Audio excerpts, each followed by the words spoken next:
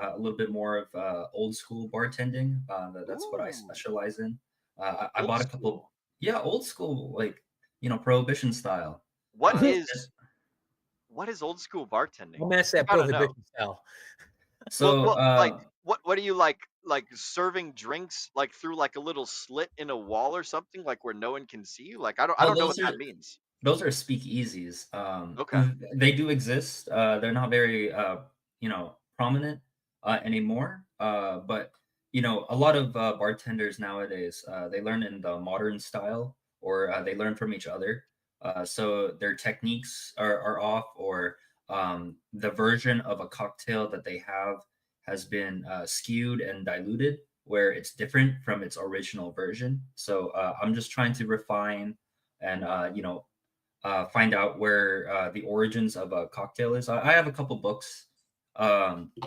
Actually, I have them right here. So I have the bar guide. Ooh. This is a I don't know. I just bought it yesterday. They just go over a lot of like old cocktails, and then the cocktail variations of the same cocktail. Huh. So that's cool. And also I just bought a Very book on mocktails. So Mocktail. non-alcoholic. So just a bunch Oh. of different fancy girly stuff. Or like if a kid at a restaurant's like, I want a drink too, and I don't want a soda. And I'm like, okay, I'll make you something great, right? So they can play the part if they want, Yeah. right? That's Um, fun.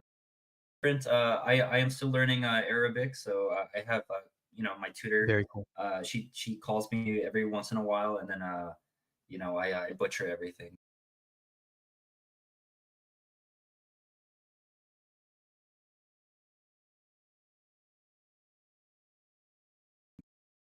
But it's all good. Always focus on that. Always talk about the cool and awesome things that you're doing. It's like, He's bro, such a I fucking do Asian, those bro. things.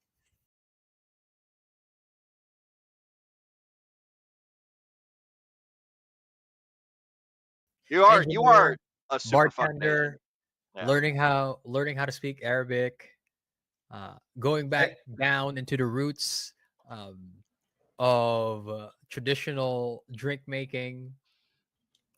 Well, Like I think overachiever, bro. no, I wouldn't say so. It's like for me, everything has to be principle and fundamental. Because from there I can build. Otherwise, if someone told me how to do something, I'd kind of be like brain dead, like a monkey, Mhm. right?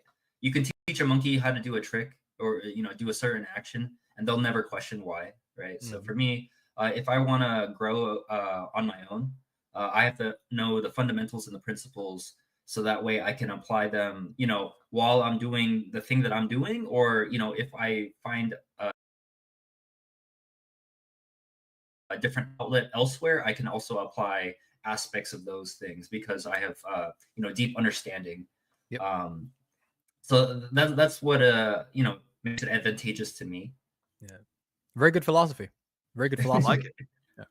I like it. Speaking of philosophy, we've got some philosophers over here in the comments that it's time for us to run and jump on over to everyone's favorite part of the show. It's time, ladies and gentlemen, for chat motherfucking shoutouts, right? We are back in the shipping container Connex where I very first made this chat shoutout and did a really shitty job of laminating it. So it is time to get back to our roots and back to the people that show us as much love as we show them. We've got Jemmy coming in here.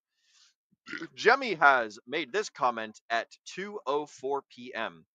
It is currently 7:09 p.m. So Jemmy was early to the stream by 5 hours. Shout out to you, Jemmy, wherever you are. I bet that you're catching us on the replay right now because there's no way that you were sitting in the YouTube lobby for 5 hours waiting for the DJ roundtable. But if you were, we love and appreciate you, Jemmy. Happy Wednesday to you too, Jemmy. Everyone's favorite, everyone's favorite babushka in the DGen Roundtable space. We fucking love to see it. We're also joined by Mr. Brendan of the DGen Roundtable. He won't be able to join tonight. Shout out to everyone and pump it fucking up. Yeah, I know that one of Brendan's favorite song is that was like, pump it up. You got Mhm. to pump it up. So like every time I see Brendan or every time we hang out, we're always playing that fucking song. So shout out to you, Mr. Brendan. Good to see you, broski. Glad we could have you with us as well. And that was at 3:06 p.m. We are also joined by Miss Amber Simon. Miss Amber Simon says, hello to you two. Miss Amber Simon. Good to see you. Hope that you're doing fantastic on your health and fitness journey. Shout out to Amber. She's made some like super awesome progress. You guys can go check it out over in the DGen Roundtable Telegram. I'll send you some links for that Telegram later. But shout out to Amber. We're also joined by Mr. M Rock Jockey or Mr. Ock Jockey. I still don't know how to say your name, bro. Whiskey for my friends and beer for my horses. I'm going to be a horse today. I'm drinking some Mick Mm. Ultra, and I know that my two Asian counterparts both do not drink. So I will be drinking plenty of alcohol for the three of us as we go through this podcast. Coffee So for shout me. out to you. Coffee for Agent J. Coffee, coffee, coffee. You're over on Arizona. Is Arizona on Pacific time right now because of the Uh, Arizona because of got the its own time. yeah, yeah. They're, Arizona is its own time, but yeah. does it line up with Pacific? Not sure. All I know is that we're 2 hours behind Eastern time. 2 hours That's all behind I East. know. Okay, okay. So That's you're all I mountain know. right now. Okay, Yeah. got it. Mm. Shout out to Arizona. Whiskey for my friends, beer for my horses. And speaking of whiskey and beer, we are joined by Tam Tam, who says hello to my beautiful lovelies with two hearts this time. Shout out to you, Tam. Good to see you. Number one cheerleader in the Pulse Chain and Hexco space. We love you too, Tam. Welcome, welcome to the stream. Glad that we could have you with us tonight as well. And we're joined by my good friend, Mr. Josh Slide 180, a good friend of mine. He made me that wine that I was showing you guys on the last stream. He says cheers with the beers. So cheers to you too, sir. I'm drinking the beers tonight. I'll be drinking your wine shortly, my good friend. So I gotta savor that stuff for the cool and awesome special occasions. We would love to have you on Whiskey Wednesdays at some point, Mr. Josh. We'll talk offline and we'll see what we can do about that. But yeah, bro, we'd love to have you on. I could pick your car or I could pick your brain all day about like car stuff and super cool, awesome, fun times that we had in the Marine Corps, and we'll have a great time. And then finally, we are joined by the ascending man from the DGen Roundtable, Nate McGetta. Yo, brothers, glad for the show. Just got home from work. Shout out to you, Nate. I also just got home from work, but I'm actually like my home is work right now. I'm at the place that I'm working. We're stacking a tower like right outside. I tried showing Jonathan before the stream started, but like it's just too bright outside for you guys to see the tower. So good to see that you're home, Nate. Glad that we could have you with us. And shout out to everyone, whether you guys are watching us live or on the replay. We appreciate each and every single one of you all. Remember to smash that like button, like that smash button, and do all that stuff. And let's go ahead and hop on into the meat and potatoes of the show. So the reason that we're having this show today is because one, it's Whiskey Wednesday, and two, Mr. Jonathan has some questions and some guidance and some conversation that he wants to have with myself and Agent J. Both me and Agent J are in our 30s, and Mr. Jonathan is in his 20s, and so this is kind of like for all of you guys at home that are in similar positions, right?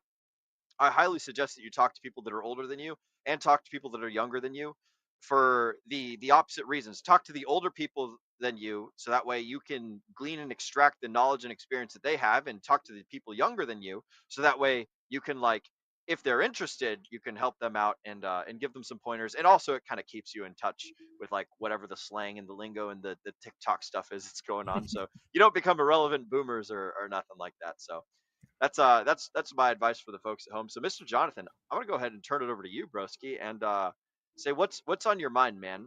What's Well, what's cracking, lacking? I just want to go over what you said just a second ago. The slang. I am, Gen Z or the beginning of Gen Z, but I have no idea what the fuck they're saying. Oh shit. like, so, so what's funny is like, I try to. I don't spend a lot of time on social media, and so I'm kind of in a way disconnected. But everything does sound familiar. So I'm in that strain paradigm. However, it's like when I talk to someone that is 2 years younger than me, and they're like, saying a bunch of slang or like there's this new word that comes out. I'm just like, brother, are we speaking English? So I do You have that want trouble. It's so funny. do you want to hear what my latest like phrase was that I learned from some of my I have a good buddy, Mr. Zach. Shout out to you, Mr. Zach, if you're watching right now. Yeah, that dude taught me everything I know about music. But he has a younger brother and a younger sister, and we were all hanging out at a family function, and they said something about like, oh, on her Instagram she had her dogs out on the main, and I'm like, dogs out on the main? What the hell does that mean? Apparently, do either of you guys know what this means? Dogs out Nope. on the main. That means that you have your toes showing, your feet showing on your main Instagram, not like your side Instagram where it's like you do whatever the fuck you want, but like on the main Instagram showing pictures of your feet or something. They were talking about like one of the younger sisters, like girlfriends or whatever that she has, and she was like, "Yeah, I can't believe she was posted dogs out on the main." I'm like, "What the hell does that mean? Like dogs out on the main?" Like I'm thinking back to like Who Let the Dogs Out or some shit like that, and I'm like, okay, so she's got some like ratchet friends that are running around Main Street or something like that. No, it means like feet pictures on your main profile. So I don't know. I guess that's that's some of the Instagram lingo. So I'm super far behind, right there with you, Jonathan. I have no idea what a lot of this stuff means, Well, and people pay for that kind of service. yeah, I mean, hey, dude, feet pics go a long ways. So like, if you're a woman out there and you're looking to make some cash and you don't care about your reputation, then hey, go ahead and sell your feet pics on the internet. But like, I don't know. The world's a really freaking weird place. I got no clue. Jay, do you ever like learn some weird ass lingo, and as you're because you do you deal with a lot of college people when you're buying and selling furniture and stuff like that? I do, but the relationship is purely business and transactional. That's good. Very rarely do I actually spend a significant amount of time speaking to these kids. Um, and if I did, I'd probably just try and navigate around the language as best as I can. Oh my god. You know what they Okay, call me? They call me freaking boomer. Like that's my Homer. nickname. Yeah, Homer. yeah, like boomer because like I don't even know what like Oh, they their call you slang. Boomer. Yeah. Oh shit, you're a young Boomer, bro. Oh man. Hey, you should just like if you just own it and you just be like, yeah, dude, that's me. Fucking hell yeah. I'm your Boomer. Yes. What were some of the things that you wanted to ask? So you would wanted to ask us about like developmental stuff and Yeah, and yeah, yeah. and So having to do like with like time passing. yeah, so like well, what's interesting is like, I never wanted to be a bartender or I never wanted to be an engineer. Like those things came on circumstance. If I haven't shared that already, Hmm. it's really interesting. So like uh, when I was 18, and this was what 6 7 years ago, uh, I graduated high school, and then it was the summer. I was just playing video games like every single day, like maybe 10 hours, 12 hours. Like it was ridiculous, right? And I had no skills to my name, right? I played sports, so I was fairly built. That was all I was good for. Um, you know, I was pretty good in school too. I was an A student with C grades. I didn't do the homework, right? Um, and so I thought I was okay. But then during that summer, I saw on social media on Instagram before I deleted it, that everyone was going out, everyone was having a good time, everyone was just touring their school, moving in, and I was looking at myself and I was like, oh shit, I got no money and I'm not in school. This is a problem, right? And so, I was talking to my parents, and they're always tailoring, or they were trying to tailor me to, do well, so that I can go to school. None of my brothers went to school, and I'm the only one that did graduate. And so my parents wanted me to, be a doctor, be an engineer, pick up some, respectable trade. And I wasn't really into that. I'm very capable, but I was not into it. But my first step was like, okay, well, first I got to get to school, and I had nowhere to begin, so I applied to community college, and then so for the fall of that year, 2018, I went to community college. And then that's where I kind of started my journey. But I was just taking general ed classes because I still wanted like 2 years to figure out what I wanted to do. But then at the same time, I also needed a job. And so I was sitting in my room, and then I was watching on social media that everyone was on going on vacation, and I'm sitting in my room like a loser, right? I'm looking at these white walls. I'm like, look, after me being burnt out of playing games, I was like browsing the social media, and I was like, man, I've never been X place. Like I've never left California. right? That's the honest truth. Like, I've been to Vegas, I've been to Hawaii, but I don't really count that. And so I'm looking at myself and I'm like, yeah, dude, this kid's a loser. I was like, let's be real. How long ago Um, was this? 7 years ago. 7 years ago. Okay. Yeah, yeah. And so what had happened was I was like, oh, let me pray to God. I need a job.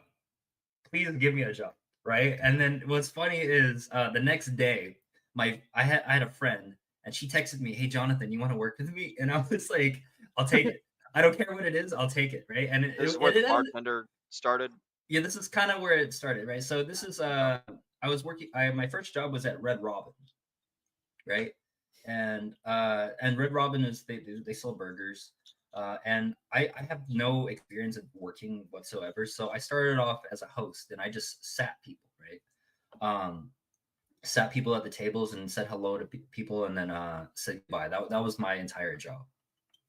And from there, I went into serving, and from serving, I was actually discovered by a manager at a fine dining restaurant. He said, "I like you. I don't know what it is, but I like you." So he gave me his business card, right? Um, and I took that business card, and then that's how I kind of started my journey into serving and bartending and fine dining. Um, but like that was circumstantial. And it was actually pretty good because it did fund me going to school. And it also allows me to have a fallback career if engineering doesn't work out.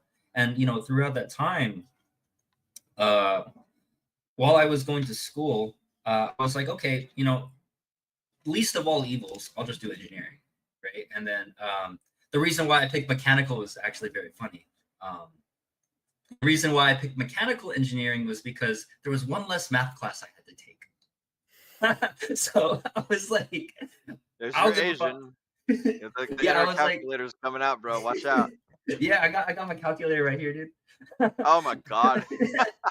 Yeah, dude, you know what all these buttons do? Like, it's so funny. But anyways, yeah, I was like, yo, dude, I don't.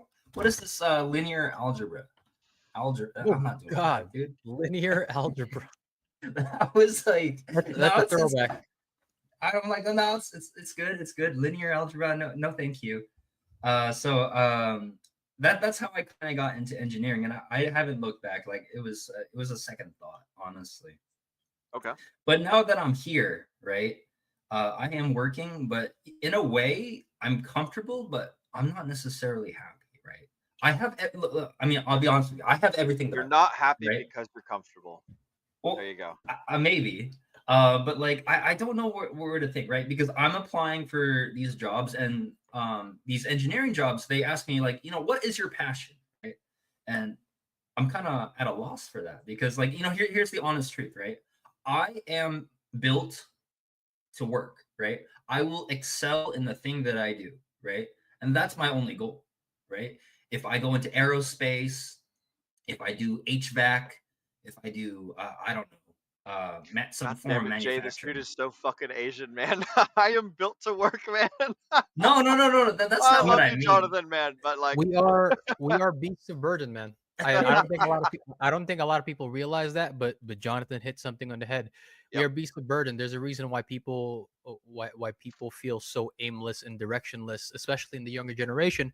It's because they don't have purpose. They don't know how to find meaning, and Hmm. because they don't realize that we are beasts of burden. We are built to work. It's not isolated to Jonathan. It's just something that most people don't realize. Yep. We are Yep. we are not built to relax. I forgot who said it. Some great philosopher. He said something along the lines of, if if the only thing that humans had to do was busy themselves with the propagation of the species and eat cake, they would get so bored within the week that they destroy everything just to get some kind of stimulation. So we're not built to relax. You can only sip so many margaritas on a beach out in Hawaii.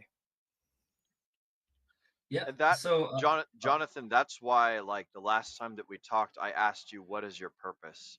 Is like, what do you do with your time? What do you want to do with your time? What's your problem solving? What's like the thing? Like, if you're spending all your time eating cake and drinking margaritas, I know you don't drink, but like, if you're spending all your time eating cake and I don't know, fucking consuming, then eventually you get bored and you get tired of it. So that's like where that question comes from. But sorry, we broke off tangentially from your story. Go continue to where you're driving at. Um, wait, I forgot where it was. Hold on. You were talking about like how you got into engineering and you're currently Oh, looking at right, engineering yeah, yeah. So jobs and like, things. yeah, Yeah. I'm in these interviews, right? So I'm in Uh these huh. interviews, and they're asking me, what is it that you like about what you're doing? And you know, me being honest, right? Because like I don't lie. I don't think lying is a good thing. And also because if you lie, you'll never be free from yourself, right?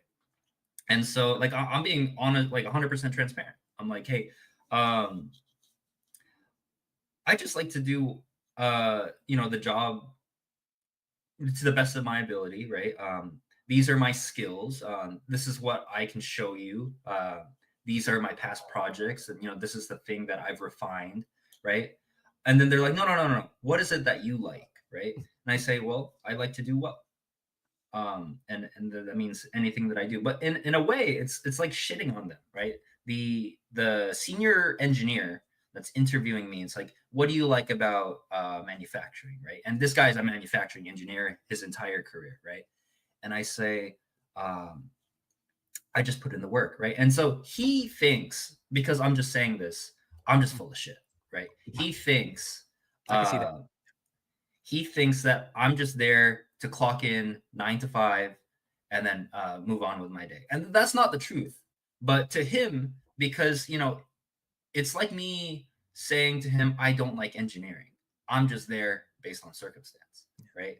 And, because I have a perspective mind where I think about what the other person in their shoes are looking at me at. Right. What do they think of Jonathan? And I think they see someone that is kind of lost, so they don't pick me, right? But they don't see the ambition that I have, right? The ambition is like I just want to do the best that I can, where I can grow myself, right? Grow the company, in with the skills that I can, the things that I can accomplish within my tenure there.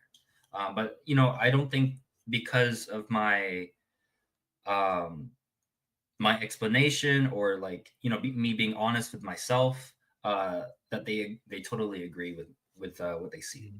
Mhm. Mhm. Yeah, the unfortunate reality is, so Jordan, Dr. Peterson said this. It was one of the first things that really resonated with me. He spoke about his experiences when people would stop him in the middle of the street or they would talk to him after his shows. And one of the most common comments that he would tell that the people would tell him was, I always knew those things that you said to be true, but I never found the words to say them. Right. And I think that's a very similar place that you found yourself in early in your career, Jonathan, is that you wanted to communicate something beautiful to them, right? But you couldn't necessarily find the words to express it in a way that they would understand, right? Because it's not like you weren't going there just to get a paycheck. What you were doing was you had a set of skills, and you weren't necessarily passionate about engineering. That wasn't what you were passionate about. What you were passionate about was doing the work to the best of your abilities, no matter what the avenue of life was. It just so happened that the skills that you accumulated at the time lined you up with that engineering job, right? Like, to me, listening to you say that and looking at it in hindsight, that's a beautiful thing, right? That's a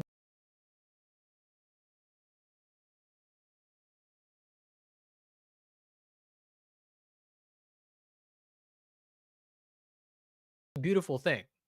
But unfortunately, most people aren't going to understand it that way. They're gonna think what you've elucidated to us is that they're gonna think that you're just there for a paycheck, right?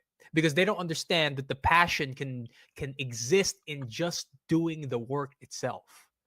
It doesn't have to be anything too specific, right? The passion can just be doing the work itself, and that's what you had. You had the passion for just doing the work itself to the best of your abilities.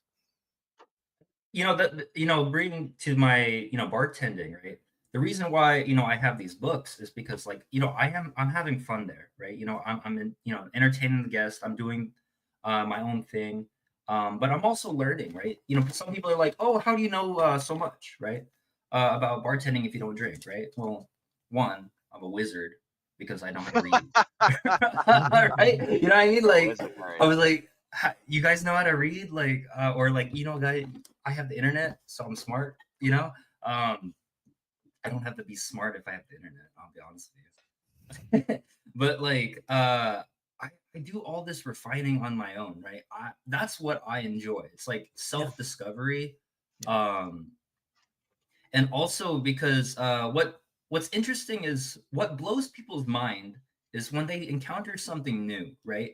And to me, like going through these old books, right, these used books, these books that are falling apart, what I find in them is, things that have been lost due to time, right? And so if I were to reintroduce that to the older generation, it brings familiarity to them, but also the newer generation that I get to see. They're like, "Oh my god, what is this wizardry, right, dude? What kind of alchemy are you doing behind the bar?" I'm like, "No, dude, I just know how to read." Right? What is I this went guy out and looked on doing? it my own, right? Well, you Um, shouldn't you shouldn't downplay your actions because it's like you consider it just reading, but like that's only the beginning of the knowledge accumulation. The rest of it is like the implementation, which is the harder part, right? The reading's the beginning. The reading is yeah. the starting point for sure. But like you shouldn't don't worry about minimizing the things that you do. Worry about the product that you make from other people's perspectives, you know? Like Well, that's a framing technique. I had this thought when I was going through school. I was like, if I'm not learning, I'm losing. you know um if That's I'm good. not yeah, if I'm not progressing, right, if I take day to day as the same, like, another day in the office and not think too much about it, I'm not growing as a person. And people are like, "Oh, but Jonathan, why don't you have time? You don't want to hang out with me?" I'm like, "No, I gotta do this first, right?" I'm looking for something that I don't have. um we can hang out later, right? And then, what's kind of sad is, like, I'm so busy that, I just don't hang out with people. Well, I do, but not in the way that people want. Yeah. It's like everyone wants to go out on Friday, Saturday, and I'm like, no, I have to do this because I have a long term goal, right? Oh, and you know what's sad about this, right? I'm also at the age where people grow apart. Um, so like, Can I yeah, go ahead. finish your statement, but I'm going to stop you at this point and we're going to come back to it. Continue though. Okay, yeah. So like there was a time where I was building my restaurant career, and then I was like towards the tail end of my engineering, right? And I've kind of completely at this point cut people off, right? I was like, "No, I'm busy, I'm busy, I'm busy, I'm busy." Right? There was a time not too long ago where I came back and I was like, "Hey guys, check this out. I'm back. Let's go do something," right? And then all of a sudden, because I have changed and developed into a new character in a way, um, to them I was unrecognizable, and I kind of felt like, oh, I no longer belong in this friend group. I grew up with these guys, and they no longer see me as one of the boys, right? Uh, and not to talk bad about them, but I'll be honest with you, they haven't grown since high school. You know, um, and so that's the kind of paradigm I find myself in. It's kind of sad, and like I'll be honest with you, like I only talk to like two people now. And so that's the thing about me growing up. I'm 25, but I'm at the age where I see it. It's real. People just drift apart. Mhm. And that's where I am. So people don't just drift apart. Why are people interested in hanging out with other people? That's the thing that I'm going to dig into here. It's not a function of time. It's a function of something else. But like I'm going to ask you questions until we get to that point. So why do people drift apart? What is it that makes people what before we think about why people drift apart, what is it that brings people together? I think it's the presence, the value that you give them. Yep. Okay. Perfect. So it's value driven. It's value oriented. So what is value? Very subjective, right? Yeah. Value, Yeah, I think value could be a whole bunch of different things. Yeah. Value Yeah. could be the time spent together. Value could be like, hey, what skill do you bring me that I don't have? Hmm. Right? Hmm. Value can be defined in many different ways. Yep. But it's like pick pick a definition. It probably fits it, right? Yes. So The if that Go ahead. relation, if the friends that you've been hanging out with, right, you don't fulfill that. I know a lot of people don't like thinking of it that way, right? But it's a fact of life. You can either accept it or deny it. But with those group of friends that you used to hang out with, right, your presence, the person that you turned into, right, they don't see a value exchange in that relationship anymore, and so you drift apart, right? Whether the value was commonality and interests and time spent together, right? And it seems like that's what's happened there within that relationship, right? And so you drift apart, right? I'm going to It's not a take good it or to bad thing, right? It's not a good or bad thing, right? It's not a moral thing. I Mhm. think people try to attach morality to it. It's not a moral thing, right? It's just a difference in values and a difference in life paths. It's a difference in the direction that you guys are headed. I want to give you an extreme example, Jonathan, to drive home a point, right? And the things that I am about to say are not true for everyone at home that's listening. But Jonathan's friends love to murder bunny rabbits. That's their favorite thing to do. And Jonathan has decided that he's going to go and like he's going to go raise puppy dogs. That's what Jonathan likes to do. Jonathan likes to produce puppy dogs, and Jonathan's friends like to kill rabbits. So like little bitty bit whatever, right? The point is your friends don't enjoy doing the same things that you enjoy doing. The things that you enjoy doing are positive, the things that they enjoy doing are net negative. So like you have to ask yourself like, hey, there's there's stuff that they like, there's stuff that I like. Those paths don't necessarily intersect, and it doesn't make either person wrong. Like I chose the murdering bunny thing, like to drive the point home that it's like sometimes people just like different things at different points in their lives, right? Like I don't play as much Operation Flashpoint as I did when it first came out back in 2004. You know, it's a fucking great game, and I love it, and I love Arma and everything, but I just don't play it as often as I used to because I'm doing different things now. I'm doing more podcasting. I'm doing more climbing towers. I'm doing more like teaching people how to shoot guns and things. I'm not playing video games as often because like it doesn't do the same for me that it did. Your friends live in the thing that used to be great and used to be awesome, and that's perfectly fine for them. I'm not judging them negatively. I'm saying that you have found something that makes you better and they're not interested in that. They're interested in their thing. And it doesn't make them bad people. It doesn't make you a bad person. It simply means that you're going in a different direction that they are, and that's okay. You're One of the things that you're going to learn in life is you're going to be constantly outpacing some of your friends, and there's going to be some of your friends that are going to be constantly outpacing you. And the ones that fall back to the wayside for whatever reason, like it's simply it's collateral damage. It's part of the process, man. um you're going to get better than people are going to get better than you. And there's a whole lot of um there's a whole lot of incompatibility in that feature, and we do get nostalgic because like it's like, why can't things go back to the way they used to be? And um the easy answer to that is like help your friends level up, but if your friends aren't interested in leveling up, then it's like, why the hell are you hanging out?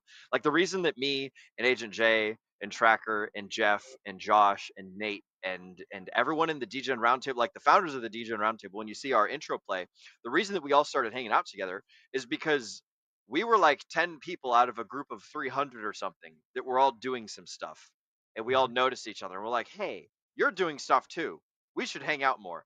And then we formed the Degen Roundtable because it's like there was 300 motherfuckers that were all like in this area doing things, but they weren't doing the same things as we were doing. Yeah. And we're like, hey, these cats are pretty cool, we should hang out with them more.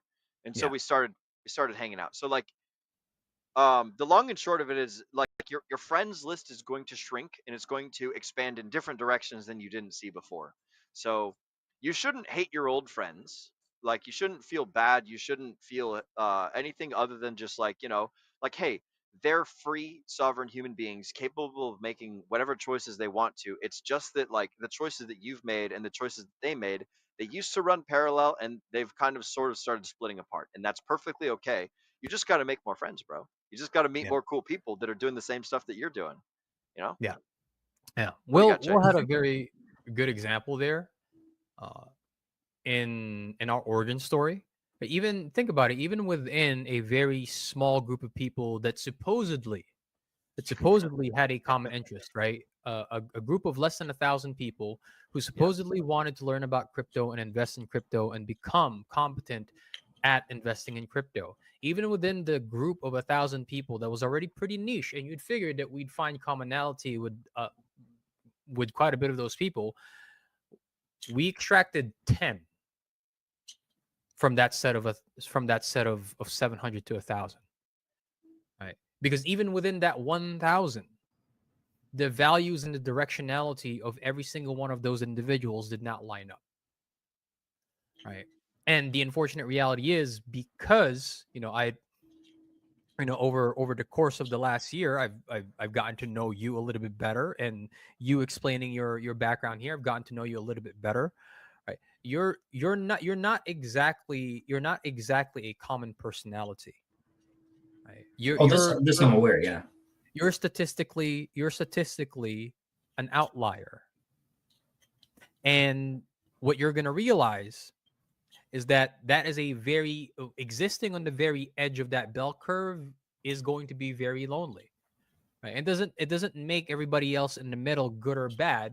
It's just what it is, right? You have a very specific direction that you're going to, that you're working towards, and most people in the middle aren't like that.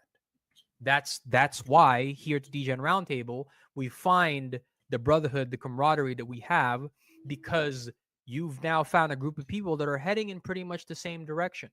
But most of the rest of the world aren't going to be like that.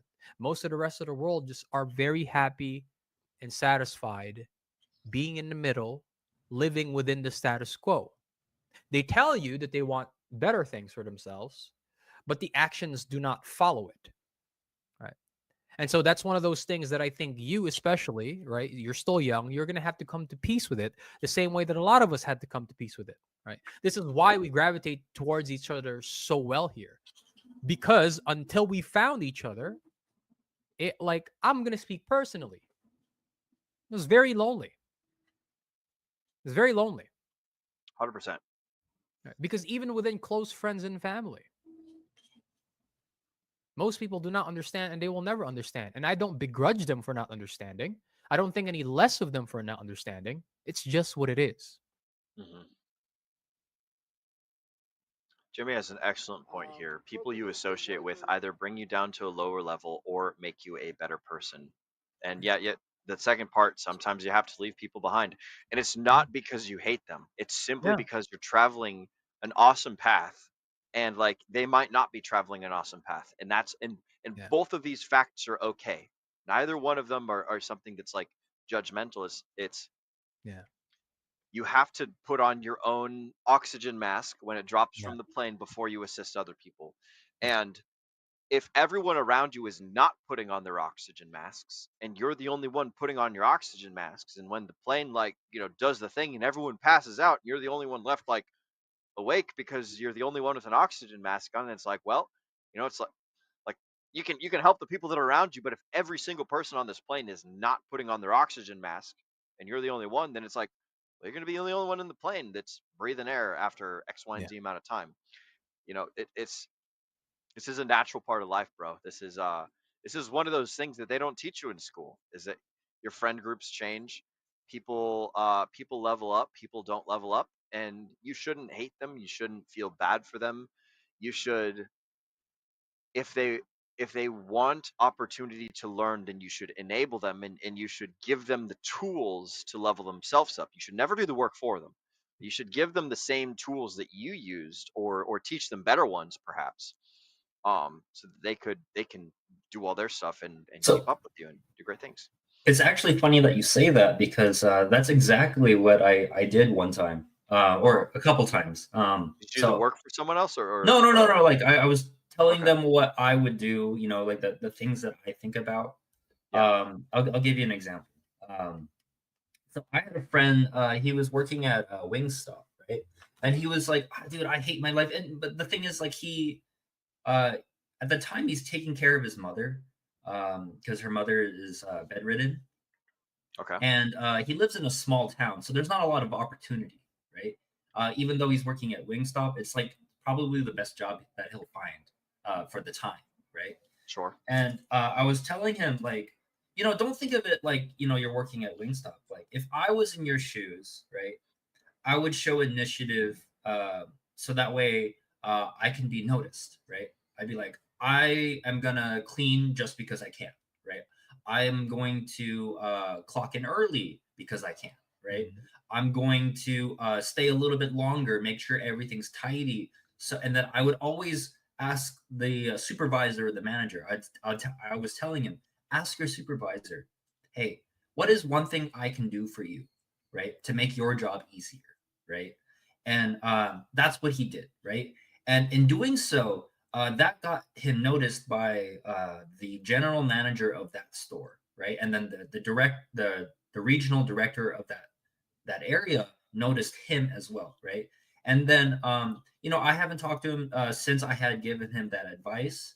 And then should, 6 months later, he gives me a call just out of nowhere, out of the blue, and says, "Jonathan, you made me a manager. You made me the general manager of my store. You've changed my life," right? Instead of making $12 an hour, he's making $35 an hour. And I was hell yeah, like, Yeah. whoa, dude, I was telling you how I would change my situation, right? I just wanted to do well, and that's all I said. I just want to do well in the thing that I do.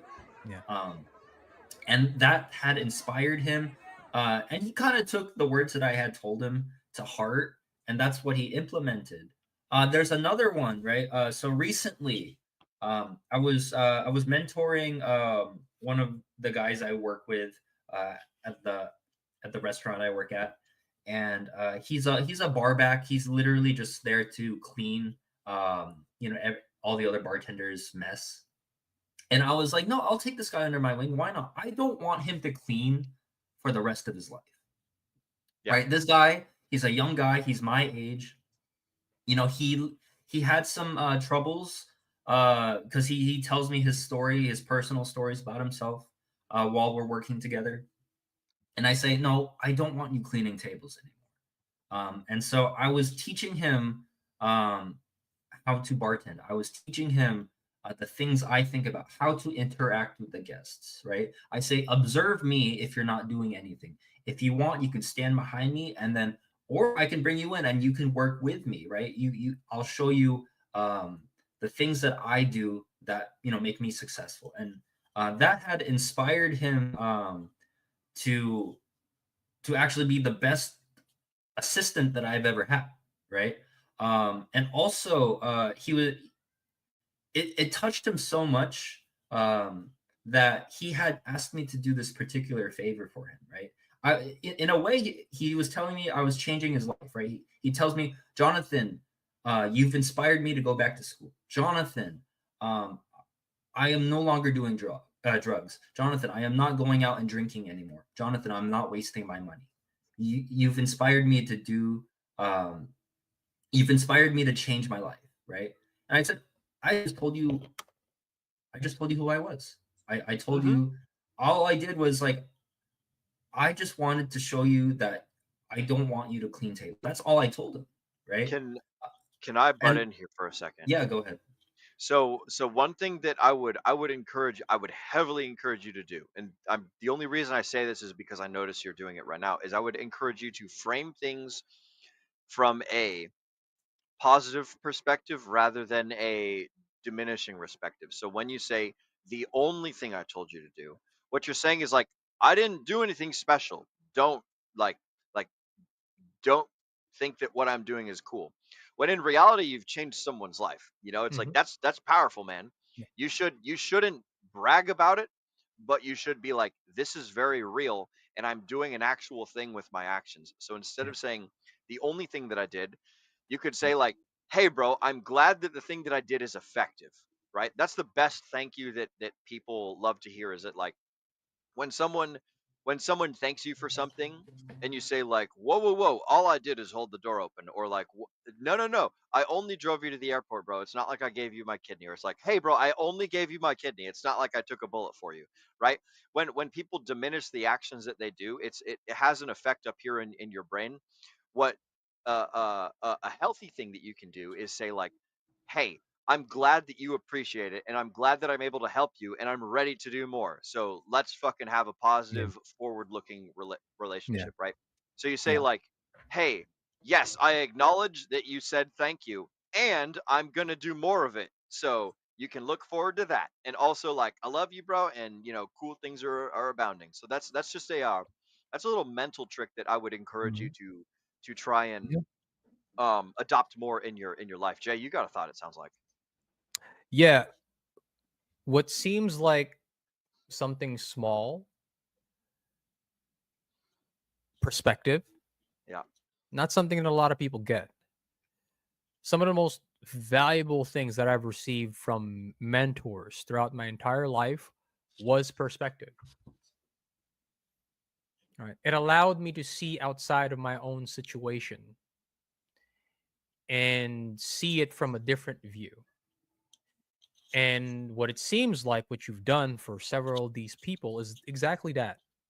Instead of just treating the job at the wing stop like most people would treat it, it's an entry level job, it's a paycheck, it's nothing extravagant, right? It's not something that's going to get me clout for.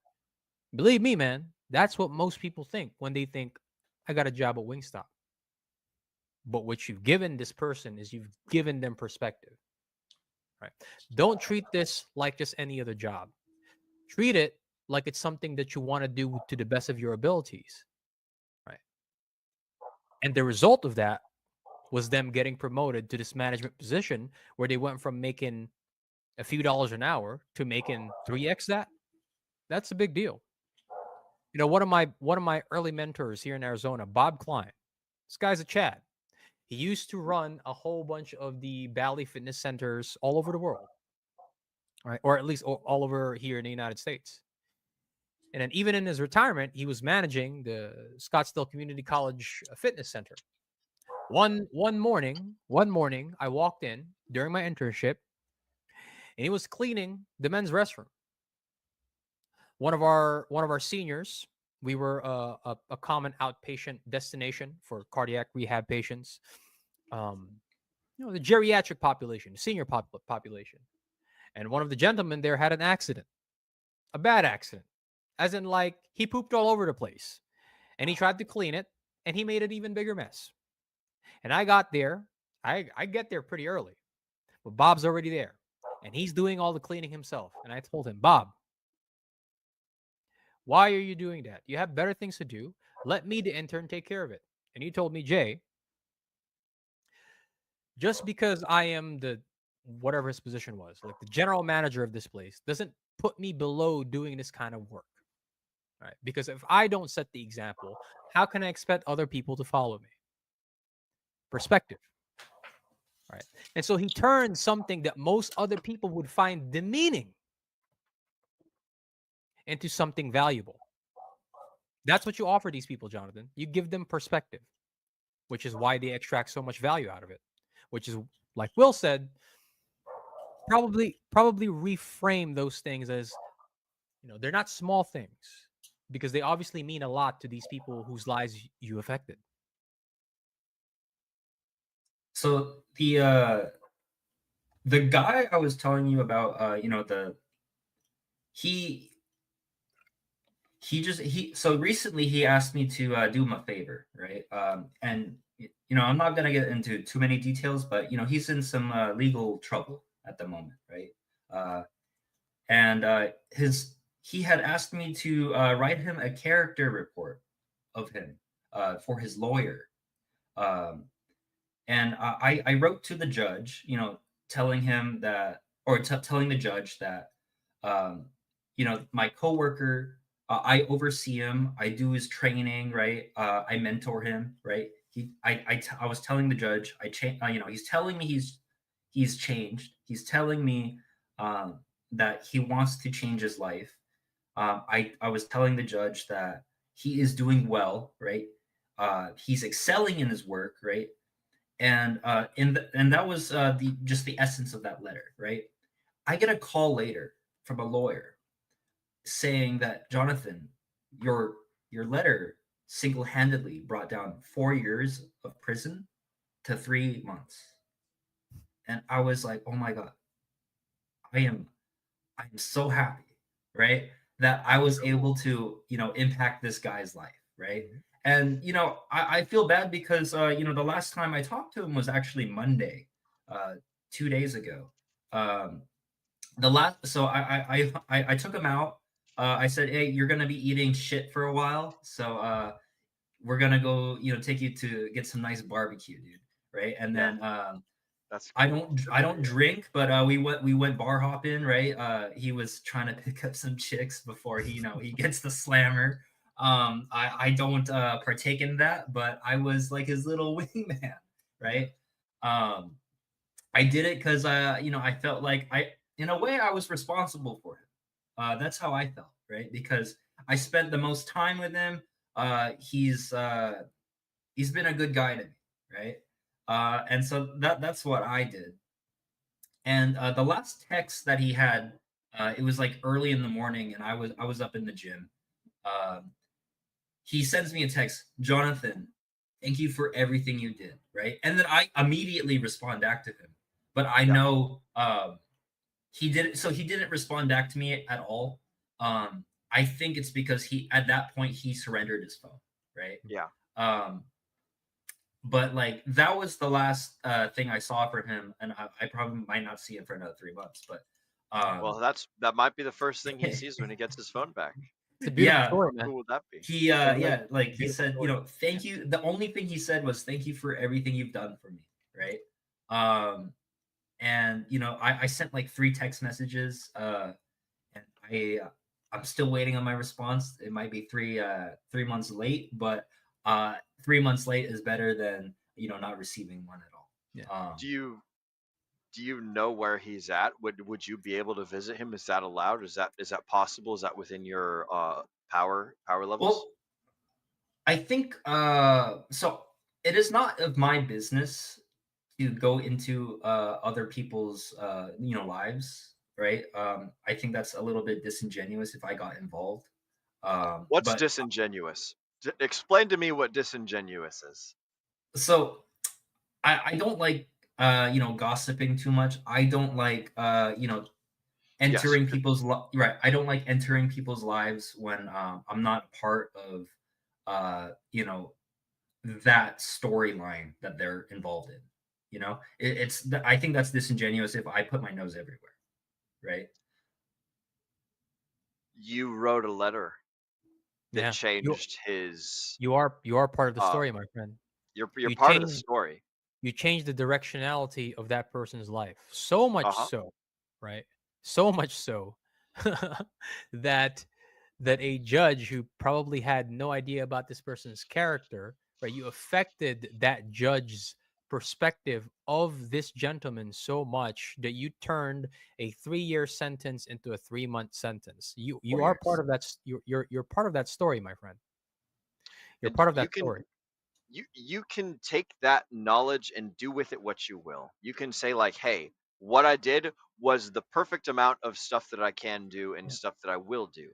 And you could also say like, hey, I'm interested in maybe like showing some interest in like further. Like one thing that I've had I've had a lot of friends that have uh been in concrete boxes before, and one thing that they appreciate is information and attention and like, just relevance from the outside world. So like if like people appreciate letters, people appreciate visits, and like that's kind of a bell curve statement. So some people might fall on the left or the right side of the bell curve, but generally speaking, people appreciate other people thinking about them and putting energy towards them. Like when your mom texts you and is like, hey Jonathan, I love you. Or like when you text your mom and you're like, hey mom, I love you, just like out of the fucking blue. By the way, shout out to Sami. Make sure you guys tell your mom and dad that you love them. Fucking back straight, elbows sharp, all that good stuff.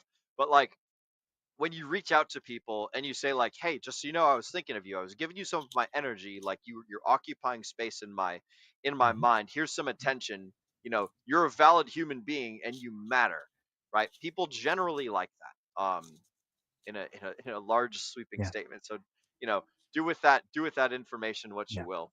Yeah. But like if you were to make an attempt to visit this guy or write him a letter or like or I don't fucking know. Like maybe again, you're the best judge of where you fit into this situation, but like I would say um approaching it from the perspective of like, oh, I'm not a major player character, probably not necessarily the case because you made a major move and you Mhm. reduced 48 months to 4. So that's like you did a 90% drop there, bro. If that was on a chart, that'd be a big ass fucking red candle, Mhm. of jail time served. So Yeah. like something worth considering. What's your thoughts, Yeah. Jay?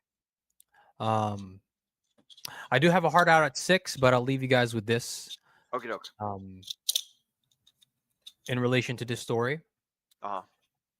if I were to put myself in that gentleman's position, and the person who had that kind of impact in my life actually, like, they don't have to do anything else, right?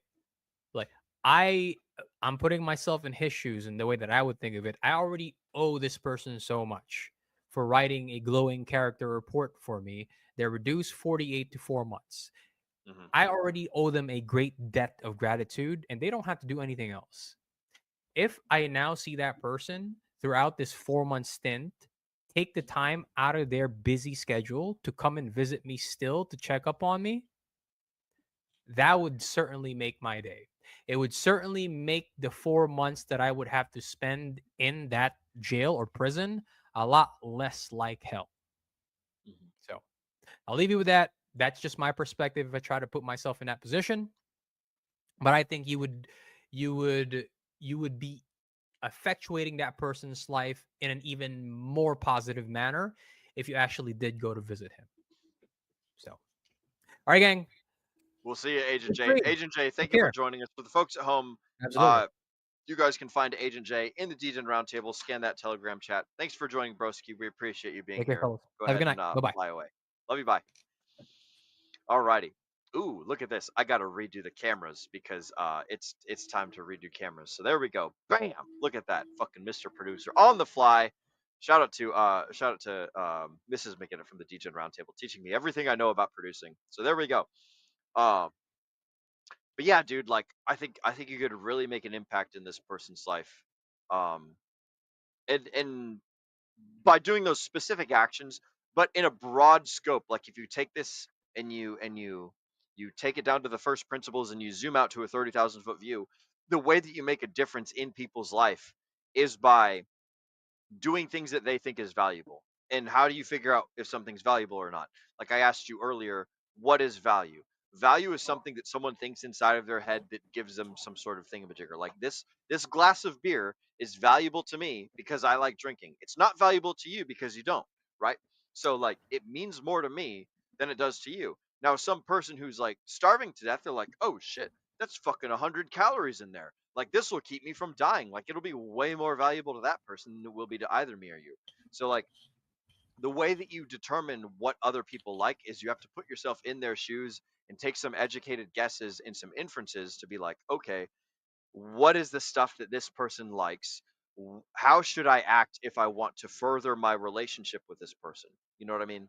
So like, if it means something to you, then that's how you make more out of it. So very good, very good. Thank you, Jemmy. We appreciate that. Does all this make sense, Jonathan? Yeah, I mean, I think the hard thing for me is I'm just trying to navigate, my place in the world, right? The impact that I have on people. Um, Mhm.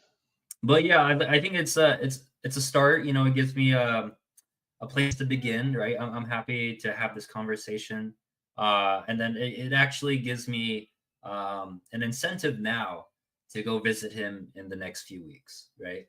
Uh, I think yeah, because I haven't really thought of that, right?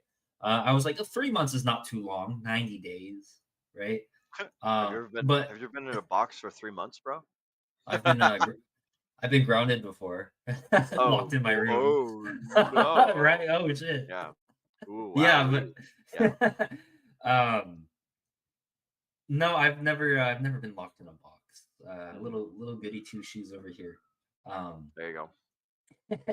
but like I think I know what it'd be like. I think the closest I've been to prison was moving out and then living in my single dorm by myself. I think that's the closest I've been to prison, right? Mm. Like the people around me, I know they're there.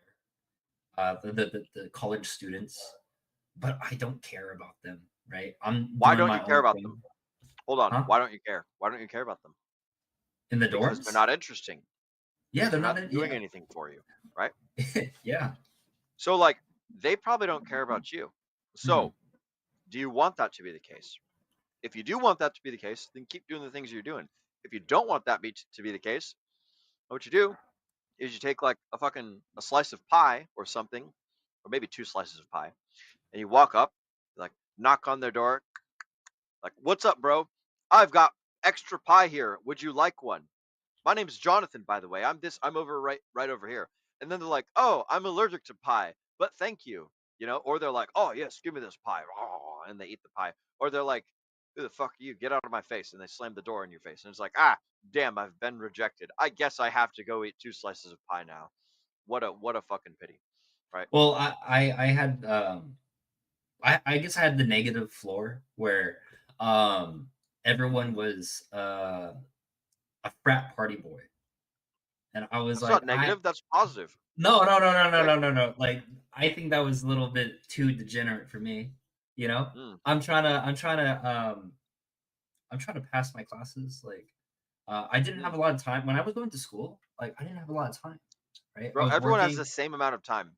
No, no, no. What are you Listen, talking listen, about? listen. No, no, no. I was working. You didn't give yourself enough time. That's No, what it is. I was okay. I went to school 5 days a week, and I was working 5 days a week. Like I didn't have any Okay. time. And oh my god. You didn't allow yourself to have time. You shouldn't say, okay, I got to pause you again, right? Yeah, yeah, yeah. You shouldn't say, I don't have time because Elon Musk has the same 24 hours that you do, right? Jeff Bezos, Jeffrey Dahmer, fucking Jeff, Jeff Schwarzenegger. I don't fucking know. Everyone has the same amount of time. Everyone. It's what do you decide to do with your time? And so what that means is like, are you in charge or is time in charge? If you say I don't have the time, then time's in charge. If you say I specifically schedule my time for specific purposes, then you're in charge. You know what I mean? So like again, it's similar to the other thing we were talking about earlier. It's about framing. It's like I am setting up my life in order to get these things done, and in order to do that, I have to sacrifice these other valuable things. And time is not the determining factor. It's me. It's my choices. It's my decisions. It's the path that I'm choosing to walk, and I'm being very deliberate about that because I'm a sovereign individual. So like the more the more power that you give to time into like a clock on the wall, Say Hex the is more you better take away than from yourself. Bitcoin. So and Well, the I more that you Is you own better it, than then it's like Bitcoin. okay, Did now I now mention we're that now we're getting Hex somewhere, and it's is like better than why am I Bitcoin? doing these things? It's like I'm chasing a specific goal and I need to get there, and I understand that there's sacrifices. So again, framing techniques. I'm very big into framing, very big into hypnosis, salesmanship, people skills, all that stuff. So This is just me um on my soapbox, but Well, okay. continue. It's funny that you're saying that because in terms of framing, I didn't get to finish my thought. I was going to school, right? Trying like I didn't want to hang out with the boys up in the frats Correct. because right I was working to buy some pulse chain. There you go. No, but listen. Like That's good. I So have I'm I only have paying like attention to whether Jonathan is in charge or whether someone else is in charge. And yeah. because you've shifted the framing to Jonathan in charge, I don't care what you're talking about, right? I don't care if you're buying bullshit, if you're buying strippers, if you're buying candy, if you're buying cocaine, if you're buying Uh-huh. a fucking Jeep Wrangler, right? That doesn't matter to me. That's your business. The thing that I'm focused on is Jonathan doing what he wants to do, or is Jonathan a slave? Right? Uh-huh. So because you've adopted the mindset of Jonathan's getting his shit done, then I'm like, fuck yeah, my homies are winning. So, like I was spending so much time working, right? Uh huh. Um, Good. that I had a different college experience, right? And so in a way, I kind of saw college as just a piece of paper. I just needed this piece of paper to tell me that I'm able to work. No, I'll be honest with you, right? A really long permission slip. Uh-huh. Yeah. It took me 5.5 years to obtain. But I Is it was worth it? so yeah, it took me 5.5 years to obtain No, the no, no. Is 4 year it degree. worth it now? Uh that's debatable. I gotta wait till I get my next job. That's Ah, debatable. so the answer is not yet. Not yet. Uh But oh. so I haven't shared this with anyone, but the few people that know about Just this, so you know, there's 13 people watching us live right now, so it's not no- just you and me. This is on YouTube. This is forever. So, yeah, I know. I have to immortalize this because it is true, right? all right, let's go. Um, Let's hear it. and so what when I was graduating, right? I sold all my admission tickets because at the school that I went to, there's so many people that they can't have all the families see their kid graduate, right? Hmm. Like all the parents, siblings, aunts and uncles, right? Grandma, grandpa, right? And so I was so I was so dissatisfied with how engineering went, right? And how I received the education, right? That I decided, hey, I'm not gonna walk, right? I'm not gonna have that graduation picture. And in a way, I feel like I kind of robbed my parents of that moment, Hmm. right? And so what I did instead was I threw a party, right? I said, okay, I'm gonna sell all my tickets, right? Hell yeah. And the people that helped me, right? The people that helped me succeed, I gave it to them.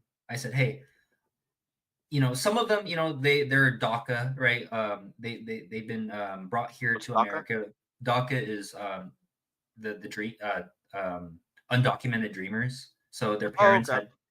um, their parents had illegally took them when they were kids to raise them here, and so some of them were DACA students. Okay. Um, And so I said, "Hey, I think your family deserves this admission ticket more than I do because they sacrificed their entire lives, they risked their lives so that you can change, your entire family tree, right?" Yeah, So yeah, I yeah. I, I gave them, I gave a couple people my tickets because how impactful they've assisted me through school. That's beautiful, bro. I Um, like that. yeah, yeah. And so I didn't walk, right? I remember receiving text messages like, "Hey, Jonathan, where are you? I want to sit with you. I want a picture with you." I said, "I'm not there." Right?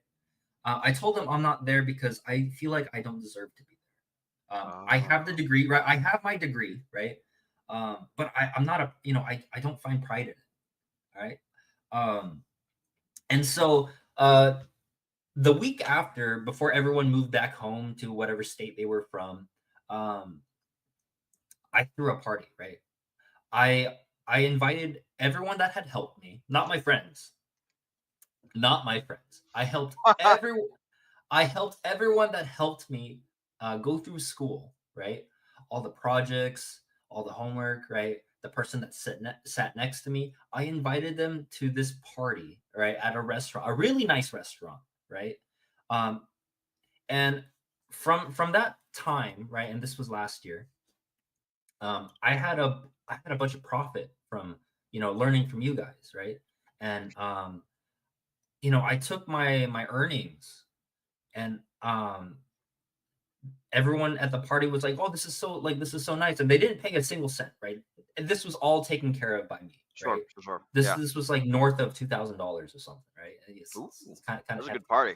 That was a It great was party. right, and so I don't drink, but I bought alcohol, I bought wine, I bought like whatever they wanted, right? What I said, you guys order whatever the fuck you want, right? And I took care of that. But everyone was telling me how I've impacted them, right? And I feel like that was my graduation moment. Tell those people telling me how I've impacted them, how you're right. You guys touched on it. How I changed their perspective.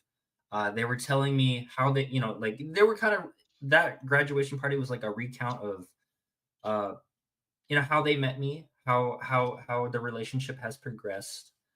Um, and from that moment, right, when they were sharing stories with me during that party, um, from that moment, that's the moment I felt like I graduated college, right? I felt like I was doing something, right? I earned it, That's the from important one. that point. It wasn't me walking the graduation stage.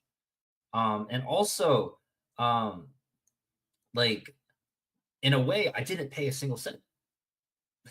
It was all pure profit from the trading um that we do here at the DRT, dude. Like I'll be honest with you, like I I I was so happy that during that time, we had a bunch of green candles because I bought back in as well when it did dip from the profits. But like I was so happy that I graduated in that fashion rather than me walking on the stage. I think that was something that I kind of hold on. Even though it was recent, but like I think about that all the time. But I also think that I do feel bad that in a way I did rob my parents of the only kid that went to college that did not take a little picture on the stage. So, man, there's so many things that I could hit on. I like what you did. Do you want my honest feedback, bro? Go ahead, yeah. You could have done both. Could have done both, You could have done maybe. both. But honestly, Like like I hated the institution that I went to. I hated like the engineering department. That I didn't feel like I belonged. you want So some more. You want some more feedback? go ahead, Dad. Go ahead. The graduation ceremony, you feel bad because you say you robbed your parents of the experience. The you walking on that stage wouldn't have been for you, it would have been for them. And so like you didn't give them like a gift that you could have, you know? Like when you enjoyed the party that you had, the party was for you. And you had a great time and it was awesome. And tons of people came up and they said like, hey bro, fucking great stuff. And then like during the graduation ceremony, there were people texting you, they're like, hey Jonathan, where are you? It's kind of like sometimes we do things for ourselves, sometimes we do things for other people. You know, um, I love my mother. I love my father. They're in a religion that I was raised. It's not necessarily the religion that I've come to like dedicate my life to. But like when I visit them, I go to the ceremonies that they go to. And I do it for them because like I'm around them and it's like this is the way that like it makes them feel good for me to like do the things that are expected of me is the wrong word, but like I go to the services for their sake because I know that it makes them feel better and it makes them have peace in their mind. And sometimes I do things for me. Like when like when I hop on the podcast, I do it for me, and I do it for the community, and I do it for tons of reasons. Or like sometimes I'm just super selfish and I only do things for myself. And I don't do them for anyone else. Um, the point is that like you don't have to get caught up in the nuances and the weeds of like, oh, which is my actual graduation? Is it like the party that I throw for myself? Is it the ceremony I go at so my parents can get the picture of me with the diploma? It's like it's all everything is as valuable as everyone decides to make it. So like to you in your head, it's like, this is a waste of time and a bunch of bullshit. But I know that my parents are gonna like it. So like maybe I'll do it. Or like or you could be like, my parents hate it and I hate it, so I'm not gonna fucking do it. Or you could be like, oh, this party's awesome and there's all these people that are telling me like, hey, I appreciate all these things you've done for me and yada yada yada, and you could continue doing them. So like you don't have to I suppose the thing that I'm describing to you is like you can give yourself permission to color outside of the box. It's like you don't have to live in like I only get one kind of graduation ceremony, and it's either I do theirs or I do mine. It's like nah, you can do everything you want. You can do all of it. You can do none of it. Um, things of that nature. And I'm not saying that your decision was wrong or your decision was right. What I'm saying is that like you can think outside of the perspective that you currently have and apply that to other things in life moving forward. So it's like I think you did great. I think you did awesome because like you threw an awesome party and you had fun and like everyone showed up and they were like, "Hey, bro, like you made a difference in my life. You did this, that, or the other thing, or like you helped me, or I helped you, or like we have this great relationship, and you celebrated all that." So I think that that's the important thing that you should focus on, and then also just kind of think outside the box when it comes to um like what does stuff mean to other people. You know what I mean? Does that does that make sense? Is this all gobbledygook? I am like Mhm. 4 or 5 beers deep right now, so I apologize if my philosophy is a little bit lubricated. So No, it's all no. good. Yeah, yeah. Um, well, I always think of things in the perspective of other people as well. Uh-huh. Like if I were to make an action, I always try to see, like I always ask myself, like if I do this, how does this affect the next person, right? Um, and then there, I go a little bit deeper. Am I being selfish? Am I being selfless? Um, am I doing something because it only benefits me? And or like, am I stepping on someone's shoes, right? So like these are the things I think about when I do when I just do anything I do, right? Whether I'm Yeah, working or yeah, yeah. going, just going about my day, right? Um, I do think about those things. What's hard transition? Yeah, I want to ask you what some of your other questions are and what they were. But before I do that, I want to do a round of chat shoutouts that's because fine. there's Go been a ahead. lot of people that have been talking. So we'll cover the chat shoutouts. We'll cover some of the ideas and the thoughts that people have had. And then I can't remember. I know that you told me the questions that you had, and I can't remember any of them.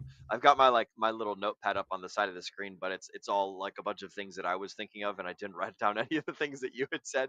So that's let's do a round of chat shoutouts. We'll cover all the thoughts from the people in the chats, and then I would remind everyone that if you type in the word hashtag shrimp tech, like it says down on the scrolling Chiron below, then you guys have a chance to win one of these fantastic Degen Roundtable fancy schmancy merch stickers. And forgive my hands, I did just get off a tower earlier, but I've got a fucking fat stack of Degen Roundtable merch stickers. So I'm just gonna go ahead and say that everyone that types fucking hashtag Shrimp Tech in the comments below, you're gonna get one of these Degen Roundtable stickers. And when I do the little giveaway thing, I guess I'll bring up that on the share screen thingamajigger. Let's see, share screen giveaway tool, StreamYard, hashtag Shrimp Tech. Right now, we've got 3 entries in the Shrimp Tech in the Shrimp Tech world. So there's going to be 3 people that for sure guaranteed get a DGen Roundtable sticker.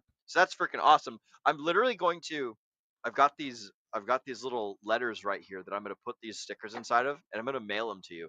So if you guys if you send me an address for you or a loved one or one of your friends or a PO or an anonymous PO box or whatever the hell, I will send people these shrimp tech stickers. So type hashtag shrimp tech in the comments and I'll send you stickers. I've also got some special magical stickers that I'm not going to show you guys. And then, ooh, here's one of the packages. Here's another package. I've got so many magical stickers.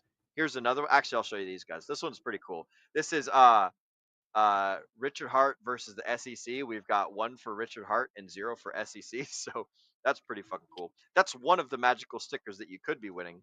But there's also some more. There's some fancy fun shaped ones over here. But anyways, type in hashtag hashtag shrimp tech in the comments, and you will definitively get a DGen roundtable sticker, and you might possibly get a fancy schmancy sticker. I'll do a couple draws later on using the StreamYard giveaway tool, but that's what we've got for now. So let's go ahead and roll back up to the beginning. We've got some people that have joined us here.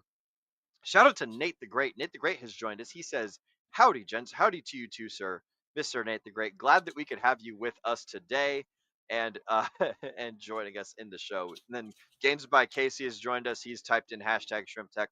Also, good evening, friends. I have missed catching these live. Yes, we miss you too, Mr. Games by Casey. I would love to see you on the next Whiskey Wednesday where we drop the StreamYard into the comments. But you know, everyone's got their times where they're doing things and they're busy and things. So shout out to you, bro. Shout out to Games by Casey, one of the strongest, coolest dudes in the pulse chain space.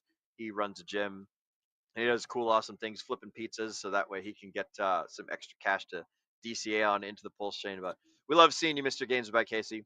We're also joined by Mr. Hex Glenn. Hex Glenn says, "Hi, DGens. Hello to you too, Mr. Hex Glenn. You had some other chats later on that I want to cover as well, but this is the one that I starred, so that way I know that you have joined us since last I gave people the opportunity." Let's see what else we've got. Oh, that was Games by Casey. Next, we've got Mr. Hexkin Lost in Asia. What is the word, Dgens? To which I responded, hashtag shrimp tech. He is Mr. Hexkin Lost in Asia is here for the tech. Hold the shrimp. So there you go, broski. You don't have to have the shrimps. Nobody needs shrimps. Nobody needs tech. There you guys go. We love to see it. So Jemmy had a couple thoughts. Mr. Mix Mix Jazole had some thoughts as well. So this is something I wanted to read by Jemmy. People mature, and sometimes we need to leave people who bring no value to your life or want to progress. That's absolutely right. It's just one of the sad facts of life. Is that, like, you know, your friends who are awesome and super cool and things, like, sometimes you will move on to bigger and better things, and they will stay where they're at. You don't need to hate them. You just need to keep chasing the stuff that you like. We've also been joined by Mr. Mix Mix, aka Jzole. I do the things for people that I don't know more often than I do, or more often than those I know more often now. Okay, so yeah, so what he's saying is that, like, he does cool things for, like, surprise people more so than people that he loves and cares about, and, like, that's a really satisfying feeling. So shout out to you, Mr. Mix Mix Jzole. I would say, like, doing cool things for everybody is awesome. So I super duper approve of that. Good to see you, man. Miss Amber Simon also said, "I live in Texas alone, 1,500 miles away from my family and friends. I made a choice to live and thrive. It is 100% my choice to level up and pick who has access to me." Shout out to you, Amber Simon. You're absolutely right about that. That's a long way to wait. That's a long way to be away from your family and friends. So that's good that you are. It's good that you are taking that ball and running with it. We love to see it. And then Mr. Hex Glenn again has said good insights from Jonathan and Agent J. Yes, absolutely. They are some wise people that we have on the show tonight. Mr. Hex Glenn has joined us in the Shrimp Tech. So has the Beached Whale. What's up, Beached Whale? Good to see you, broski. So shout out to all of you guys that are typing in Shrimp Tech in the comments below.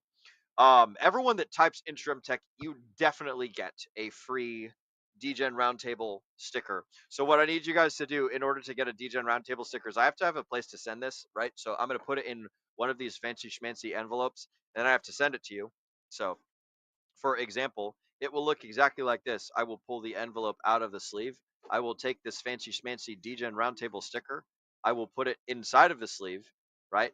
And then I got to put one of these fancy stamps on the sleeve, and then I have to, like, type an address somewhere or, like, write an address on it. So I don't know where to send this. So what I need you guys to do, if you type Shrimp Tech into the comments and you want to get your Shrimp Tech sticker, then what I need you to do is go to t.me /Will Stevenson. and just send me an address. It can be an anonymous address, it can be an address of your friend, it could be your own address. I don't care, but send an address to ship it to this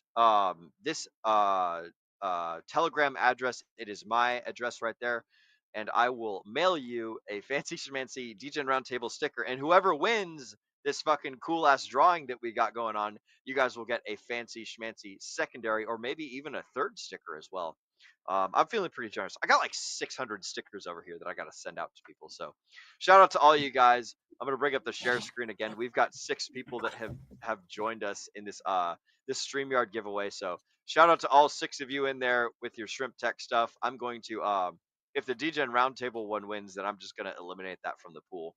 But yeah, we've got some cool stuff going on there. So I will do that drawing here at the 1 hour 45 point, and then I'll do another one at the very end of the show. So there will be 2 people that get an extra sticker, and there will be however many people send in the send in the send in the hashtag thing. They will all get DGen Roundtable stickers at the very least for interacting with us. You get a piece of mail, so that's pretty cool. Is that backwards? Oh no, it's upside down. There we go. DGen Roundtable. So shout out to all you guys in the chats. Shout out to all you guys in the comments. We fucking love each and every one of you. So I've got a shit ton of stickers that I need to get rid of. So there you go. And if you don't want to dox yourself, that's fine. I can hold on to these stickers and I can give them to you in person whenever next I see you. So we've got Mr. Fast Abdul who has joined us as well. Gimp Tech, Pimp Tech. He's here for the tech. Unfortunately, Mr. Fast Abdul, it is Shrimp Tech. So if you don't type in the hashtag Shrimp Tech, then StreamYard giveaway tool does not consider you having put the thing in there. So I also need to shit. I need to put. Let's see. I need to put a Ooh, we can just do this one. All right, yeah, we'll do that for the audio for the drawing later. So there we go. Normally, Crypto Black Sheep does this really cool like mooing and air horn going and other things. It's a great audio clip for whenever he's doing his giveaways on his stream. So it's good to see. And Pulse Jitsu with Fast Abdul says that he likes his better. I agree. Pimp Tech and Gimp Tech are both better than Shrimp Tech, but unfortunately, the way that the tech works, because we love the tech and we're here for the tech, the way that the StreamYard tech works is if you don't type the word and then it doesn't count you for the giveaway. So that's perfectly fine. You don't have to. You don't have to do it. I'm more than happy to hand people these stickers in real life whenever I meet you. You're just gonna have to remind me because I will probably forget. But we're going to get some stickers to everybody. And in the meantime, we're going to talk about some things. So stand by for a giveaway in the next 13 minutes. But Mr. Jonathan, um, you had a couple questions. Have you asked all of the questions that you wanted to ask of both myself and Yeah, Abdul? yeah, we actually went over them. Oh, we covered all of them. Oh, Yeah, yeah, shit. Well, fucking A. Where yeah. did we leave off in our conversation? It was just me graduating, and then Okay. the framing of how I viewed the Yeah, yeah. graduation, right? Okay. You wanted to talk about like a lot of your life choices and how they affect you and things to consider and stuff, right? So, like, do you Hmm. think that the path that you're going on is a good path? That's So what I want to ask you. what's interesting is like I really do think um, a lot of the things that I do were just based on circumstance. Like I just happened to land here, Sure. right? Yeah. Um, and it wasn't until recently that I actually thought about it. Like, what did I really want to do, right? Um, and honestly, the more that I think about it, I've always wanted to be a teacher, right? Um, but the one of the reasons that I was preventing myself from being a teacher was, I'm when I was going to, when I was going through high school and middle school, and even college, everyone was complaining, or all the teachers, they were complaining, "Oh, I'm not getting paid," right? Yeah, wait, wait, wait, wait, wait. But Wham, then wham, wham. also, I'm not getting paid. It's your own fucking fault, teacher. Like, but also, like, when I look at it, right? Like, um, I also didn't grow up with a lot of means. So I could kind of resonate with that. I was like, no, if I was gonna do something, I needed something as like an insurance policy, right? Yeah. And that's kind of how I saw engineering, right? To me, it wasn't just something I wanted to do. Maybe it's not what I really want to do. Um, but I just saw the engineering degree as an insurance policy where if I don't figure it out, then I can fall back on this, right? So um, that's how I kind of saw it. Um, and honestly, it's like I really don't know where to begin. Like earlier I was telling you like I was having trouble with finding my next job. I've had a bunch of interviews, right? I've had second, third round interviews, right? But I think that's the thing that kills me. Being honest with myself. Maybe I gotta start lying. But um, I think that was one of the things that were preventing me. And also the bartending. Like I never wanted to, or I never decided for myself that I wanted to be in the restaurant and have a restaurant career, and that I do have one because of my friend. I had a call from a friend that said, "Hey, do you just want to work with me?" And I said, "I need a job. Yes, I'll do it." Right. Um, if I wasn't doing that, maybe I'd be doing some minimum wage job somewhere. I would have been like some technician, maybe. I would have, maybe picked up a trade. Who knows, right? But this is the kind of the path that, or it's the destiny that the path I chose had led me down. Um, but in a way, I'm very happy that I have all these skills, right? All like if you were to frame it in a different perspective, um, I am happy that I have these unique skills. I am happy that all these skills are different, right? I'm happy that um, the principal foundation I have, how I conduct my life, was able to positively allow me to grow in these fields as well, right? So I'm happy that I am where I am, but I'm also disappointed that uh, in a way I feel kind of lost. I didn't choose this path, right? I just Yeah, landed you here. did. No, I mean, in a way, yes, You but did. Are you disappointed in yourself because you didn't consciously choose this path? Your actions led you here, right? they did, yeah. Yeah. So you didn't choose it. You just didn't know you were choosing it. Is that fair to say? Well, I think so. I guess the biggest driving point was money. Um, Yeah. in the simplest answer, engineering is an insurance policy for me, Sure. and then this bartending was just quick cash. Uh huh. Um, so that was like honestly the driving factor. So neither one of those solve the existential crisis that is, who is Jonathan, right? I don't think so. Okay. So, that's a tough one. I haven't figured out who is Will Stevenson. Just kidding, I have, right? It's super easy. I just go But with the flow. going back to the story I was telling you earlier about Uh huh. me impacting the guy that went to prison, um, that brought me like that made me the happiest I've ever been, right? Just to hear that from his Yeah. lawyer. Like I've reduced the sentence to 3 months, Changed right? his life. I have. Yeah, right. Mhm.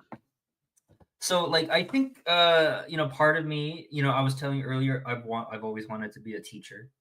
Mhm. Um I think that's still there, because in a way I was mentoring him. Um and I was also mentoring the people around me, but not in the way that I've intended, right? Or not in Yeah. the way that I've envisioned to teach people, right? um Surprise, so bro. That's how life goes. yeah, but like yeah, honestly, if I were to go back into school, maybe I would have been a teacher, or maybe I'll go back to school, who knows, uh to get that teaching credential. But that is something I do find in pride in. I do enjoy. If who is Jonathan, I would like the title, right? Let me change my little headline over here. Yeah. Who is Jonathan? Jonathan's a mentor. He's a teacher, right? He's also a friend. I think that's what I really want to be called. Be a friend. What does that mean? What does um do you think that you're satisfying that already? That's a tough question because I'll be honest with you, like I don't talk to anyone anymore. Okay. Well, I mean, we're literally talking right now, Well, and there's 10 people watching. You know, so like, yeah, I'm sharing my life. yeah, it's kind of Like one way friendship. I'm gonna be honest, like streaming is one way friendship. It's like we can interact with them, and they can sort of interact with us through the chats, but like for the most part, it's like it's us doing all the work. Not work is the wrong way to put it. It's us doing all the sharing and the friendshipping, and like they get to receive it, but like we don't know anything about people that are watching us other than what they yeah, tell us. It's like you got friends. You're making a difference right now, bro. There's 10 yeah, people. yeah. There's 10 people that are looking at the two of us having this conversation. So like Well, I'm you're happy good. that they're engaged. Yeah, they're sticking around. They're um, here. like me being a friend. Yeah. So like I find joy and pride in making someone's day, right? Whether I can say something, right? Whether it be a compliment, whether I can teach them something. Um, that's the thing I find the most joy in, right? Mhm. Um, Earlier you were asking, what providing value is or what is value, right? And Yeah. that's the thing I do value, right? Um, you know, like knowledge accumulation on my own, I enjoy that. But I also don't like holding back and not sharing it, right? I like to share the things that I know, because I I think it is disingenuous when people that know things say, "Hey, go figure it out on your own," because that Is that it? period. Yeah, I think so. I mean, Okay. I want to challenge that, but it sounds like you're on a flow of thought process. So you can continue. so I think it's disingenuous because, like, if someone has beneficial information that helps everyone, right? And they withhold it. Um, and honestly, like you're right, it depends on what it is. But if you have someone and you force someone to rediscover what someone already knows, I think that's just you know that's disingenuous because it hinders a person's productivity. It hinders a person's development because what if they don't reach the knowledge, right? What if they don't understand and they don't have the capability of finding the answer on their own, right? Withholding information uh, is problematic for not for the individual that can't attain it on their own. So that's how I kind of view it. Okay. I want to challenge your thought about it being disingenuous. Right? So, what is disingenuous? So when people say go figure it out, there's a couple things that could be happening there. Look, why? Doors don't go up like If this. I Yeah, give come you a on now. bowl of What are you Come on now. pistachios You got me and a normal and a doors. pistachio nut cracker, Normal My and I door say dream is you a car is Tesla. my crack your dream own car is an pistachios, X. you will probably enjoy those No, pistachios this is more not because my you dream worked for them car. than if Bro, I chill just gave out. you a Why you bowl acting full like of that? the nuts that I've cracked or that someone else has cracked, right? Like, do you like pistachios? Are they an okay nut? Are they decent? Are they good? Have you ever had them before? I'm allergic. You're allergic. Oh fuck. Oh, bad example. I Okay. Um, thought we, bad we fucking went over example. this like 2 weeks ago. We probably We were did. going over You'll this. have to forgive me, bro. I literally forget everything, like It's all pretty good. much all the time. Okay. But do you understand the point that Right, I'm right, making? yeah, yeah, no, I get you. So like But let's say there that's the there is thing. item that you like that you work for versus that item that you like that you don't work for. If you find $100 on the ground, will you treat it or not $100? If you find $10,000 on the ground, will you treat it differently than $10,000 that you worked like 40 hours to get? You know, like would you treat those two $10,000 as differently? Would you treat like if your parent gives you a car versus if you go and you earn a car for yourself? Like the replace the analogy with anything here, right? The point that I want to drive at is that things that people sacrifice value for, they generally appreciate more, and they value inside their own head because they've paid for it more so than things they don't. Taxes. There's a good example, right? The government. The government doesn't do a damn thing to earn your money, right? And they spend it like crazy. Whereas a business that has to go out and entice you by making fancy billboards and creating a cool product and getting you to walk in the door and spend your money, they care a lot more about your money and they spend it way more efficiently than the government does. It just says like fucking give it to me or I'll kill you or something like that. You know, um when a person says like go do your own work, right? It could be because they're lazy and they don't want to like spend the time to do it for you, or it could be because they know that if they give you the sauce for free then you're not going to do a fucking thing with it, right? The book Sci-Vive is free, everybody can read it, everybody can go and find the value that is within Richard Hart teachings. Most people don't do it, but I guarantee you that if Sci-Vive, if people had to pay $300 to get a For Donald copy of Trump's agenda. Sci-Vive, Why then now? the people that It's because the actually read military it was and called spent the money upon towards it would value it a whole innocent lot more than protesters. the We, in massive our oath amount to of serve, people that we read this serve the book for people of the free United States, simply the because it Constitution. exists. These So like constitutional rights are being stripped. there is something to be said about making a person sacrifice something in order to get something, and there's also something to be said for like that's the only thing I wanted to challenge you on. It could very much be that like when people say, "Oh yeah, go do your own research," they're like saying that I don't want to do the work for you when you're not going to appreciate it, or they could be lazy, or they could just be dismissive. The point is like when people spend the time explaining things to you or spending the time teaching you, it's like they're making an investment in you. So like if that investment doesn't produce a return, then it's a Net negative. liability. You know what I mean? You know what I mean? So like there is something to be said about like the 1% of people that take your advice that actually do something with it are the people that you want to focus on, right? Like think of the Degen Roundtable. How often we have Whiskey Wednesdays and we put out that StreamYard link and we say, hey, like if you want to come chat with us, then fucking click on this link. You know how many people are watching a lot of those times? Like a fucking 100. You know how many people click on that link? Like 3. So you get a 3% return on like if every single watcher clicked that link, we wouldn't be able to handle it. But we know that most people aren't going to take the action because most people do nothing most of the time. So like when people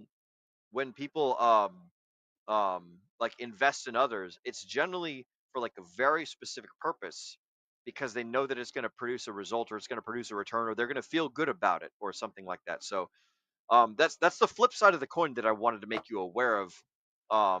It's not disingenuity, it's efficiency. It's like I want to protect my resources, I want to protect my time and my attention, and I don't want to just throw it out there for everyone to use. I mean, you can, but like if another example of this is like an employer training an employee and then the employee quits and it's like fuck, we spent 2 weeks training this guy, like how many man hours was that, how much like monetary resource is it, and like it just fucking floats away. It's like fucking what have I spent my time doing, so forcing people to put some sort of investment into the process makes it more valuable, and you filter out all the bullshit people anyways. So like just some food for thought there. That's the thing that I wanted to challenge you about, with disingenuity, and realistically, you shouldn't worry about if someone's being disingenuous. You should only worry about the results. It's like if I want to kill you, Mr. Jonathan Navarro, and the way that I want to kill you is I want to like make you super fucking wealthy to the point where you can buy everything that you like and you get bored of it, and then you end up like oxidizing your body from too much consumption of air and time, and you die of old age 40 years down the road. Then it doesn't matter if I want to kill you of old age because I've given you this awesome fucking life in between. So it's like you should measure the results more so than you measure the intentions if you want to like have a much better life. You shouldn't care if people are disingenuous or if they're super ingenuous. You should only care about the result that it gives you. It doesn't matter that Hitler wanted to make the world a better place because he did some pretty bad things, you know? Like the bad things are the stuff that we measure, not the intention behind it. So, anyways, that's my that's my fucking soapbox there, broski. Is any of this like striking a chord? Does any of this make sense?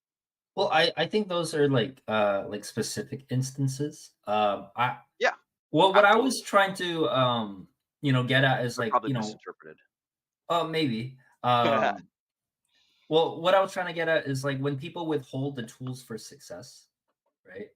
Mhm. Because like for me, I mean, like I can't speak for everyone, but I could only speak for Sure. myself, right? Like Uh huh. I think I'm competent enough uh to understand how a tool works, for example, right? But if you withhold the information of how to use the tool, um, I think that would inhibit, just my productivity. What is that? Is This that is a a drill bit? Drill bit, you know right? nope. This is a sewing awl. You so it's got a needle with a Yeah. hole in it. And what you do is oh fiddlesticks, this thing is too tight. Well, anyways, you take the thread. Oh God, it's like tied up in a knot. You take the thread. Theoretically, if I was more prepared, then I would have done so. I have this thread standing by. Anyways, this is a little spool of thread on this sewing awl, right? Yeah, yeah. What you do is you take the thread, you feed it through that hole. Bam, balam. I can't do it. I'm too drunk. Right? You feed the thread through the needle. Okay, and then you punch. I will use this cardstock as an example. You guys are going to learn how to sew leather today because I'm feeling generous and I'm going to teach you guys some things on how to use tools. This is a stitching awl. You can get these at Walmart. They're like 10 fucking bucks, right? The first thing you do when you're stitching something is you poke a fucking hole through it, right? So I poked a hole through it. There's thread going through this needle. So what I need to do now is I need to pull one side of this thread through the piece of paper. Congratulations. And then I pull the needle out and the thread's all the way through, right? So now I've got thread on one side, I've got a hole, and I've got my stitching needle on the other side, still attached to the thread. And now what I do is I'm like, okay, I want to make another fucking hole right over here, right? And that's your first stitch. So I poke a hole through it. So now I've got my first thread, the beginner thread, and I've got my new hole that I've produced in this process. I take a little bit of that string.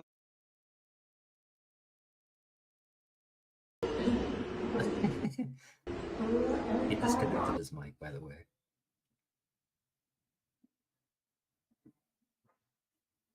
Sound check. Oh Yeah, I no, can hear is you. my Yep. okay? No, you're Good, good. good, good, good. All right. So yeah, somebody's calling me during the stream, and I forgot that my headset is Bluetooth to my phone, in addition to being on my computer. Anyways, that's not important. All right. So I've made this second hole, and I've still got my string. So now what you do is you take the string, and you go through that little loop, right? Now, what happens when I pull my needle back through this piece of cardstock while there's a string that has gone through the hole? What it will do is that loop will trap the piece of string. So now you've got this little fancy schmancy stitch right here. You see that? Bam. And that's how you fucking sew leather, bro. So then the next thing you do is you just make another hole. Ba-ba, right? And you take the string and you pull a loop again and you go through that loop. I'm doing a very job of demonstrating this because like the cardstock's flying everywhere. But anyways, you just keep doing that over and over and over again, and you get like a line of stitches in leather, and that's how you sew leather is with a stitching awl, some wax coated sinew, and a sharp pointy thing that has a single hole in the front of it. So there you go. So now you've learned how to use a tool. Now you can stitch leather. Bazinga. I understand your frustration. People that have tools and the ability to teach people, they should do that, right? Um, you just have to understand that like when you go through that process, your time is being consumed. Now, how many people are going to be leather stitchers as a result of this podcast? Probably zero. But like this exists on YouTube, so you can reference it or whatever the hell. Um, so like there's a lot of things that could theoretically come of this, but probably not. The point is like I've consumed my time to give you guys this knowledge that probably nothing's going to come of it as a result. So now if I keep doing this at scale, right? if every single time on the Degen roundtable I keep doing this, like, hey, this is how you stitch leather, and nothing ever happens of it, then I'm just like, I'm consuming resource, consuming resource, consuming resource. So you just have to be knowledge. You just have to be aware of that, and you just have to, like, as a person who has knowledge, you have to find people that are interested, and as a person who's interested, you have to give knowledge to the person teaching, or you have to show interest to the person's teaching. It's like a two-part sales process. There's like the mentor and the mentee. And in order for the mentor and the mentee to have like a good solid relationship with each other, each one has to be doing something that the other person likes. If only one person is doing something that the other person likes, then you have a one-way relationship, right? And eventually it falls apart. If you have the same way, like vice versa, or like if you got a like a half and half sort of thing. The point is, like, if you know somebody who has something valuable that you want, you have to do something valuable for them in order to extract the value from them, like just from a like strictly mathematical perspective. So what are some skills that you want to learn, Mr. Jonathan? What are some of the things that come to mind that other people have been holding out on you with?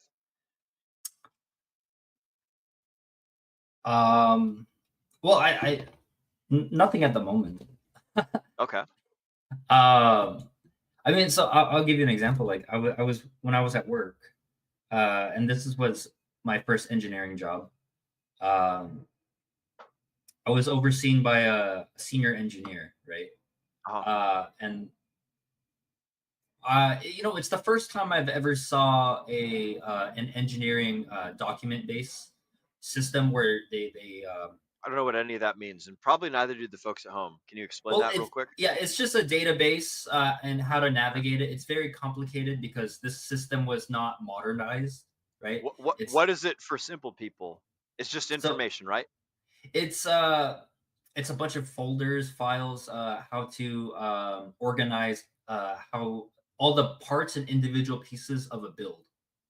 Like, Okay. for example, like a car has an engine, right? And that engine Yeah, yeah. has a million parts, right? Oh, so How the to navigate. assembly and Yeah, the diagrams and everything. Okay. right. And all that stored in big fucking folders. Okay, cool. Yeah, So and you so had a senior engineer that was watch like looking over your shoulder while you were doing this no, stuff? he was to oversee like my work, right?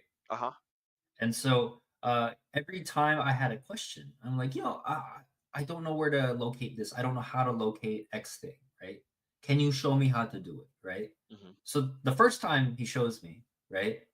And then like, a couple months later, we don't go over or like a couple months later, I haven't I'm still not familiar with the database, right? Because it's so big, right? And then I come back to that same problem I had. Um, and then I just have the repeat question. I'm like, hey, I know we talked about this before. Um, it's been a couple months and I've only gone over it once. Do you mind refreshing me? Going over it one more time as a refresher, right? Hmm. And he says, I'm sorry, Jonathan. I showed you that one time. You need to figure this one out for yourself. And I was like, but like, the deadlines are due. Like, Yeah. I, I, I need help. I'm literally asking for help so I can, you can enable me to get the job done faster, Uh-huh. right? Or on time, right? And he was like, no, it's, figure it out. Can I And I said, dissect this? okay, yeah, go ahead. He's a loser that you need to cut out of your life. And like if he has knowledge, then you need to extract it. But he's not that person is not an asset. That person is a Uh-huh. liability. So he's one of those people, like we were talking about. Sometimes you have to say goodbye to some of your friends. That dude is someone you got to say goodbye to as quick as possible. You know, it's But like it's my boss. that he's your boss. You signed up for it. So like what are you going to do about it? You can say like, well damn, I'm stuck here, or you can say like, okay, let me get everything I need from this person because they're a resource, they're a liability, they're not an asset. Mhm. Okay. They're not someone that you want to keep in your life, I presume, until you're like 60 years old. This is someone that's going to get you from point A to point B. So Mhm. do the things that are necessary to extract the value in between point A and point B. And then, like, once he has served his usefulness, then he's like, um, a styrofoam container after you've eaten all the food inside of it, like, we throw it away. And I'm not to say that your boss is useless. I'm to say that your boss is not useful to you. So you can't give him more credit than what he's worth, and you need to also do the things that you need to do. Now, if he's a calibrated person, right, he would understand that like this is how a good boss works in a workplace environment, and this is what a good leader does, and this is what a good mentor does. But if he's just simply not interested, then he's simply not interested. So if you want to extract the information from him, and if you want to do better, then like it just depends on how invested you are in this entire process, how much stuff you put into it, and how much you chase and how much you sell. So that's my thoughts on that Yeah. matter. What do you think? You know, the worst message he sent me was because I sent him an email. I was like, hey, We there's can this, start you know, ripping on this is a boss on different. the stream, bro. Yeah, dude, no, yeah, whatever, dude. I don't work for them anymore. Um, Mm, okay. but like, I think the worst thing I received on an email is that's unfortunate. I was like, hey, Okay. Yeah, he just I need doesn't care. assist. Yeah, Yeah, I cut was him out of like, your life. I need assistance. You know, I'm kind of lost. I don't want to break anything, right? Uh huh. This is what I said. Like, I don't want to break anything. Yeah, yeah. I think I messed up, right? Like, first, I'm full accountability, right? I'm like, Sure. hey, I think I messed up, but I'm not sure, but I stopped it, right? Um, Yeah. so I was like, I can perform the maintenance, but I just need direction uh, and oversight, so that way I don't mess it up any further, right? Hmm. This is Yourself what I to was saying. answering my. Yeah. And In you know, fact, we've already seen everyone that makes mistakes. prices He are makes rising mistakes. on Yeah, yeah. many everyday I've got goods. a pointer And for you if you they, want to find a more please effective way don't to interrupt me. sell to The your time boss. is But mine. The sure. time is mine. Yeah, Please yeah, don't yeah. And interrupt then me. so I will I send out ask this you email questions to and my I will boss. I'm grant like, you an hey, I opportunity to think answer something's them, broken. but please don't interrupt me during my time. What? Okay, I know How I'm should a I best woman, proceed but with this, please right? try to And limit then the yourself to answering my questions. only No, response that I'm I sorry, but received we through get that talked email over is all that's the time, unfortunate, and and that's the last I I heard of it, don't want that right? to happen at this And then hearing. so In I went fact, we've out and already then seen that I prices found are some other rising on engineers to many assist me, right? everyday. Um, but like you know, I was like, yo, this guy's supposed to be overseeing and understand, you know, how the system works, right? So my first thought was like, let me ask him, like, Hmm. but I I have guess that was terrible. it wasn't terrible. It was you're dealing with a person that doesn't care. And Hmm. so you can't force people to care, but you can observe it and you can take note of it and you can be like, aha, this person's not on my team. Um, so when you were sending the message to him, it was very first person focused. So like I'm putting on my will salesman hat here right now. It's like Hmm. you want to have a communication with your boss in order to solve a problem, right? So in order to have a good communication, you need like a back and a forth and a back and a forth. And when you send something out that's uninteresting to people, like if I just like smear my fingers around the keyboard and it's just like blah, blah, blah, blah, blah, blah, and I click send to Jonathan and you see that, you're like, Yeah, what what am is I to do with this? Like that? I'm not the point is I am not interested in this communication. So you Hmm. look at it and I see that you read it and it's like he doesn't care, you know. And then I see that like, ah, oh, damn, I sent Jonathan this message and I'm trying to get this thing done, but like he doesn't care about it. So from the sender's perspective, good communication always falls on the sender's shoulders. It doesn't fall on the receiver's shoulders, right? Because you're in charge of everything that goes on in your life. So you have to take accountability for everything that you send. You can't change the other people that are receiving. All that you can do is focus on the sending things. So if you're going to send him a message, then it has to be something that is based on his interest. So the first thing you have to do is remove yourself from the scenario because let's be honest, most people don't care about most people, right? So like if I say, "Hey Jonathan, I need you to help me with my problem that I have that is all my world stuff," right? You're like, "Okay, that's great, Will. I don't care." You're like, "I can I'm, you know, presuming that you're a person that just doesn't know anything or care anything about me, right? A better way to phrase the problem is like, "Hey, Jonathan, we have this project, or I'm a part of this company, and I need to make sure that this company runs smoothly, and you need to make sure that this company runs smoothly. This is something that's been identified, and um, like there needs to be a solution to this.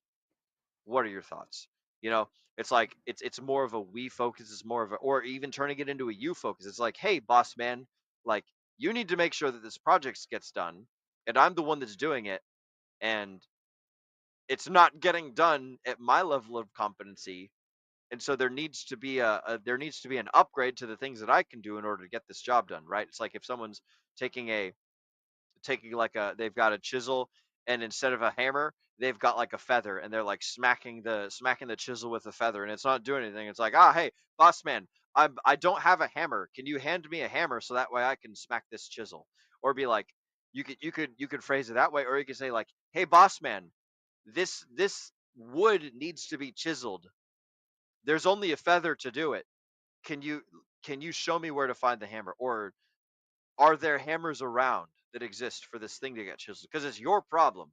It's not my problem. I'm just the tool Mhm. that's solving the problem. You know, that's my thoughts on that. Just from a sales perspective, if you can find a way to spin it to where it's their problem and you're the one that's helping them solve the problem, then they're much more inclined to give you assistance, or things like that. So it's like when you talk to people from their perspective, um, when I say their problem, the thing to focus on is their own perspective. It's like boss man wants to make sure that problem gets solved, and you're the one that's solving it. So reminding him that, hey boss man, here's this problem that you have, and I'm helping you. You know, it's like I'm here to make your life better, right? So it's in your best interest to give me all the tools possible to solve your problem, because if the problem doesn't get solved, then it falls on your head, and I'm just the man that's doing the stuff, you know. So that's a some of my ramblings and thoughts right there on that. That's some of the stuff I wanted to say. So do you think like me just saying like or like because how I phrased the email originally, Uh-huh. do you think is that's a Oh, personal don't communicate intake? over email. That would be number one thing. Is Oh. like email is incomplete communication. It's good for information, just like text. It's not good for emotion. It's not good for urgency. It's not good for anything other than leaving a paper trail. Uh-huh. So like I would communicate to him in person first and foremost, and then document the conversation via email. So it's like, hey, this stuff that we talked about, here's an update about it, right? If Mhm. I say, hey Jonathan, meet me for drinks at 4 on the 3rd of July, and I say that and I never send you a text about it, do you think you're going to remember it? Probably not, right? But if you talk about it and you send an email and you send a text or whatever, right, then you're hitting all these different like communication wickets where you can cover things over and over again. If you only do one of them, then it's like probably not going to go through, especially to people whose time and attention is valuable to them, or they're being consumed by like dozens and billions of projects that are going on.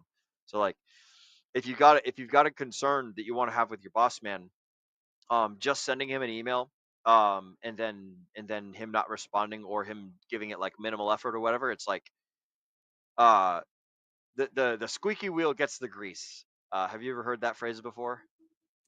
The squeaky wheel gets the grease. All right, so if you have a shopping cart and there's a one squeaky wheel on it, do you grease all four wheels, or do you just grease the one that's the problem? You know, The one that's the it's like problem, yeah. exactly. It's like the things that are the problem are the things that get the attention. So if your priority, or if the thing that you're working on is not his main problem, then it's probably not going to get his attention. Same thing with Uh, everything in life. You know, the stuff that screams the loudest is the stuff that gets the attention. The hexagons that make the most noise are the ones that everyone's got on the top of their mind. Like if I say some key words about different people in Hexaco, right? Everybody knows who they are because they're fucking loud as hell on Twitter, right? So the people that talk the most, and the people that say the most things, and the people that bring the most attention to the most problems, and like hit all of the wickets as often as possible, are the ones that get the most attention.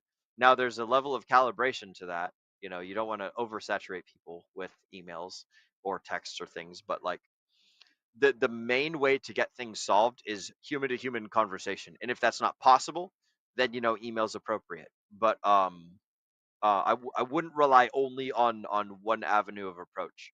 You know what I mean? well, that was just one, the approach that I took at that time. Hmm. Uh, yeah, maybe it could have gone better, but you know, I still think about that. I get like PTSD from that. Like that's Ah, opening up opening up the email response. That's unfortunate. Like you get a bad feeling. What's something that gives you a good feeling? Fuck the uh bad feelings. well, what is something? Yeah, that's a good thing.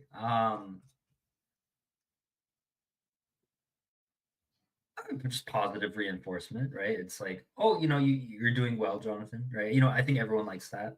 You are doing Um, well, Jonathan, and I think everyone likes that, and they like you. oh, thank That's you. my 2 cents.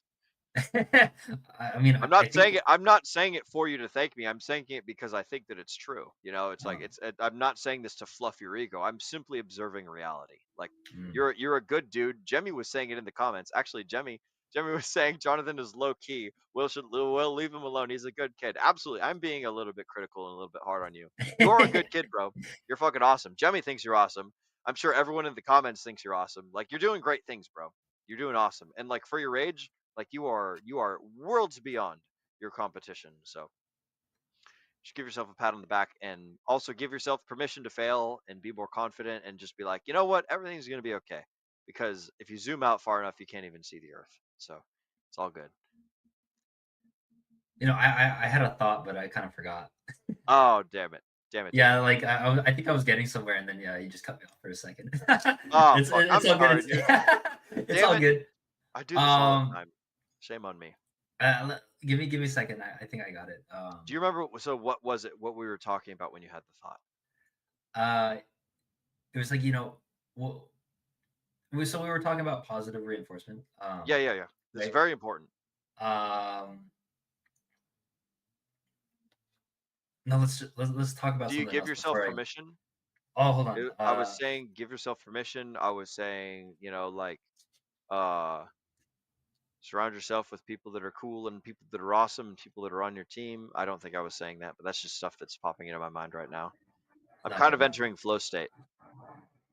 Is it No, gone? I literally lost my train of thought. No, I'm Damn it, sorry. the train has left the station. Okay. We'll tell you what. Here's what we'll do. When the train leaves the station, sometimes we just got to improvise. So right now, we've been joined by some other folks in the DGen roundtable. I want to remind everyone, like it's saying at the very bottom of the screen, if you type in hashtag shrimp tech, you get the chance to win. Or actually, if you type in Shrimp Tech, you definitively win one of these DGen Roundtable stickers, and you get a chance to win some of these other fancy, awesome stickers like this Hex.com sticker or this Hex.com sticker, or some of these other stickers that I'm not going to show you guys because I want to keep the air of mystique and everything. So type in hashtag Shrimp Tech like Jemmy did, like Beach Dwell, Hex Glenn, some of these other folks. Everyone that types in hashtag Shrimp Tech will definitively get a DGen Roundtable sticker if you message me over on Telegram.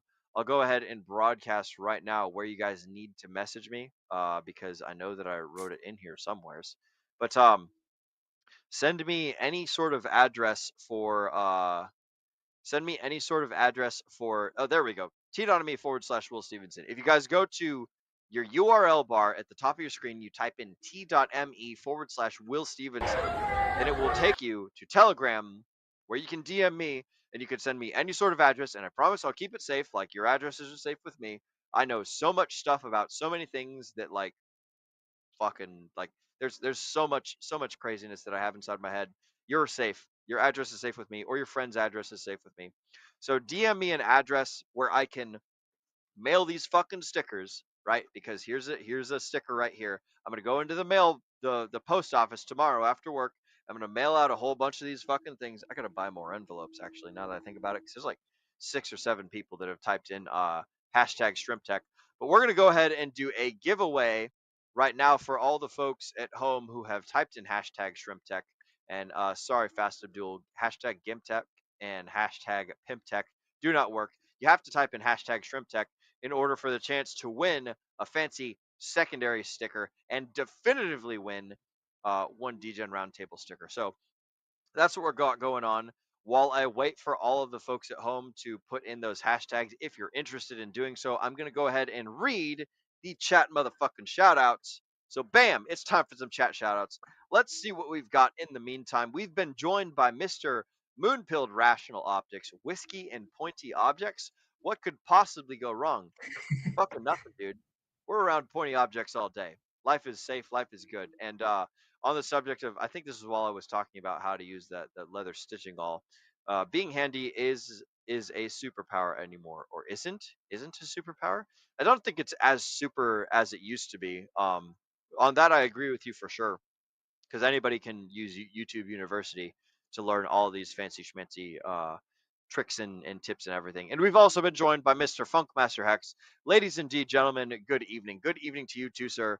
Mr. Funkmaster Hex, the Trailer Park Boys Julian of the Degen Roundtable and Hexco and crypto space in general. Glad that we could have you with us tonight, Mr. Funkmaster Hex. So, if anybody wants one of these fancy schmancy Degen Roundtable stickers, then you got to do two things. You have to type in hashtag ShrimpTech, and you get one for free, and you have to send me an address on t.me/Will Stevenson. I'm putting it right here, right now. So if I don't get a DM from you, then I don't know where the fuck to send it. So I will literally just have to sit on these stickers until you guys DM me any sort of address or PO box or whatever the hell to send it to.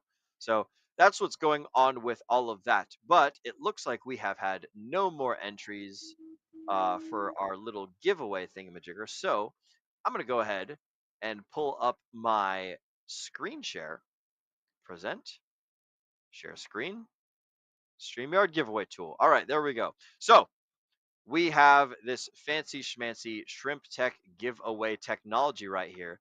What's going to happen is I'm going to click on that draw button, and then it's gonna do a random giveaway for someone, and they're gonna win a fancy schmancy secret sticker. So not only do you get a DGen Roundtable sticker, but you also get a second sticker as well. So whoever wins this fancy thing gets a super cool, awesome second sticker as well. So we'll go ahead and click the draw button.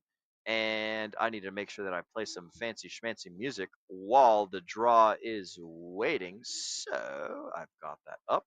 I've got this up. Clicking the button, and it's going, it's going, it's going. Drum roll sound. And bazinga! Amber Simon, congratulations, Amber.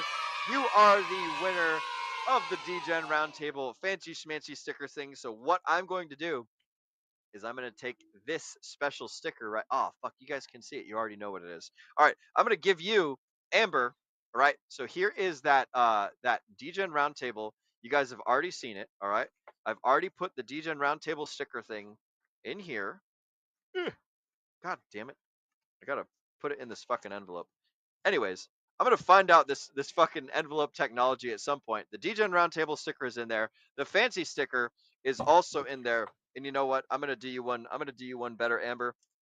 I'm gonna put in a third sticker, one of these magical ones that I'm pretty sure you guys cannot see on camera. So there's a third sticker that is super cool and awesome. Boy, howdy. I bet you guys wish you could see what that sticker is. But that's going right into that envelope, and that's going to go to Amber. Where is my pen? I need a fucking pen. I wish I had pens in this Connex. Man, I am so prepared for this whole thing. It was definitely not something that I thought about last minute. So here we go. I'm going to write Amber, bam, right there on that envelope. So you guys can if Amber decides to post a picture of that later, whenever she receives it, then so be it. You guys will see what goes on with this sticker stuff. And we're going to do one more sticker giveaway. So we've got Amber Simon. We're going to click this draw again. Here we go. Do I have some music to go with it? Ooh, we do. We're going to play this.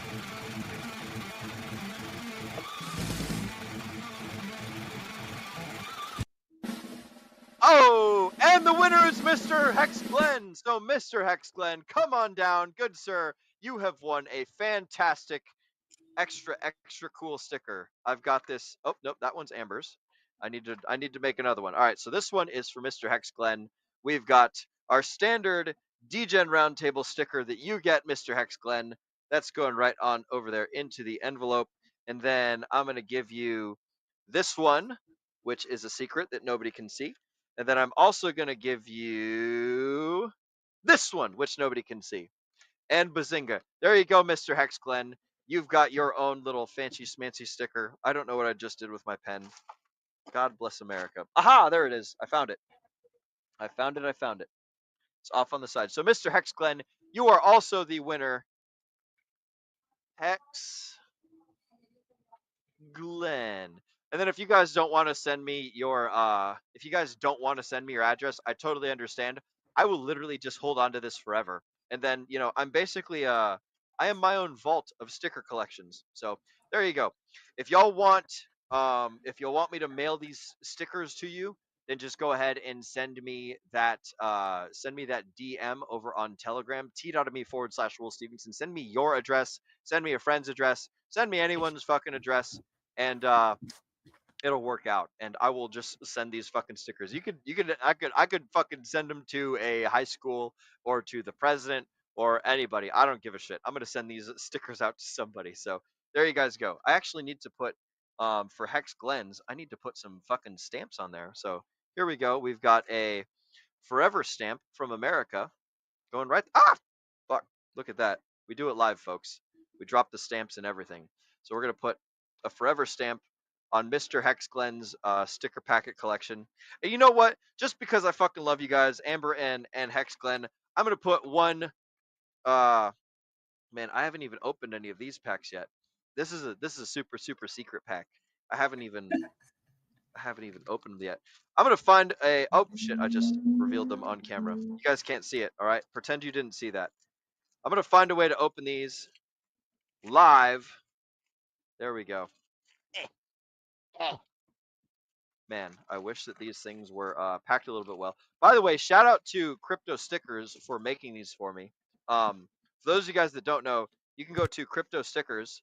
I will show you their sticker. Man, if I can get it off the damn table, you can go to Crypto Stickers on YouTube or Twitter or something, and you guys can order your own fucking stickers, and they're super cool and awesome. So, Miss Amber Simon and Mr. Hex Glenn, each of you guys get one of these fancy schmancy stickery stickers right here that I might have shown people, but I don't know if I did or not. So there you guys go, one for each of you, and I will seal those up and mail those out later at some point. But there you guys go, frickin' sticker time here on the Degen Roundtable.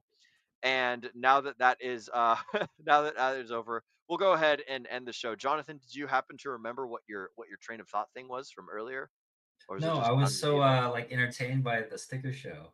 Oh man, sticker show. All right, so dude, my fucking desk is covered in stickers right now. I'm gonna spend like 5 minutes cleaning all this crap up. So there you guys go, ladies and gentlemen. Welcome to the DGen Roundtable. For those of you that have never seen us before, it's a good time. Mr. Jonathan, where can the folks find you, and what have you got going on in the near future, my friend?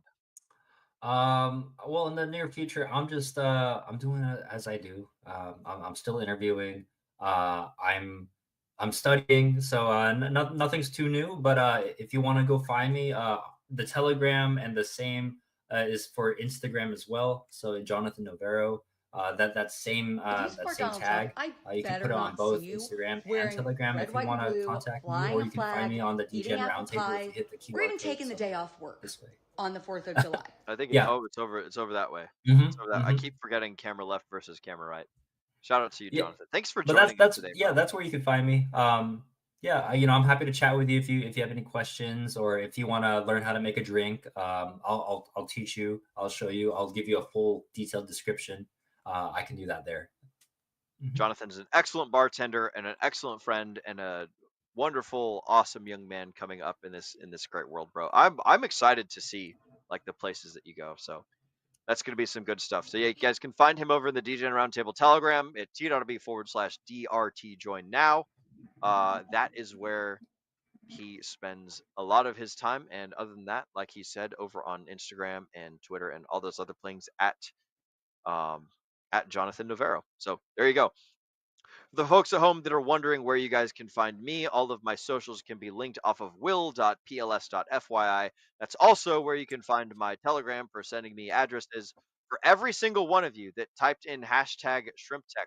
You guys, each and every one of you, get one of these fucking stickers if you send me an address, right? So send me an address and I will literally mail you a fucking sticker. I might throw two in there. Who the fuck knows? But like send me an address and I'll mail you a sticker. And if you didn't type in hashtag fucking ShrimpTech, then well, you're just gonna have to wait till next time. So there you guys go.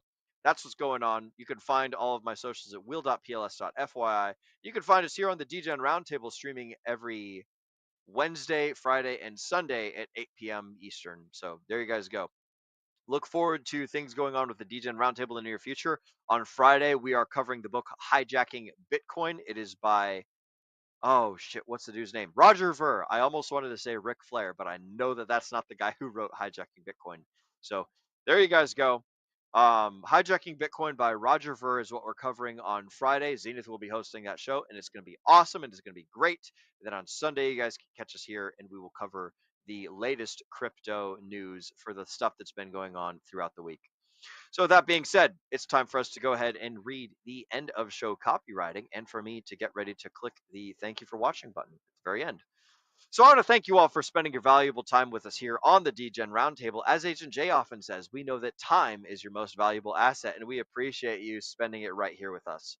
Ladies and gentlemen, my name is Will Stevenson, but more importantly, you have been watching the DGen Roundtable. Mr. Producer, which is me, go ahead and get that trigger finger ready, because it's time to remind all the folks at home to remember to DGen responsibly.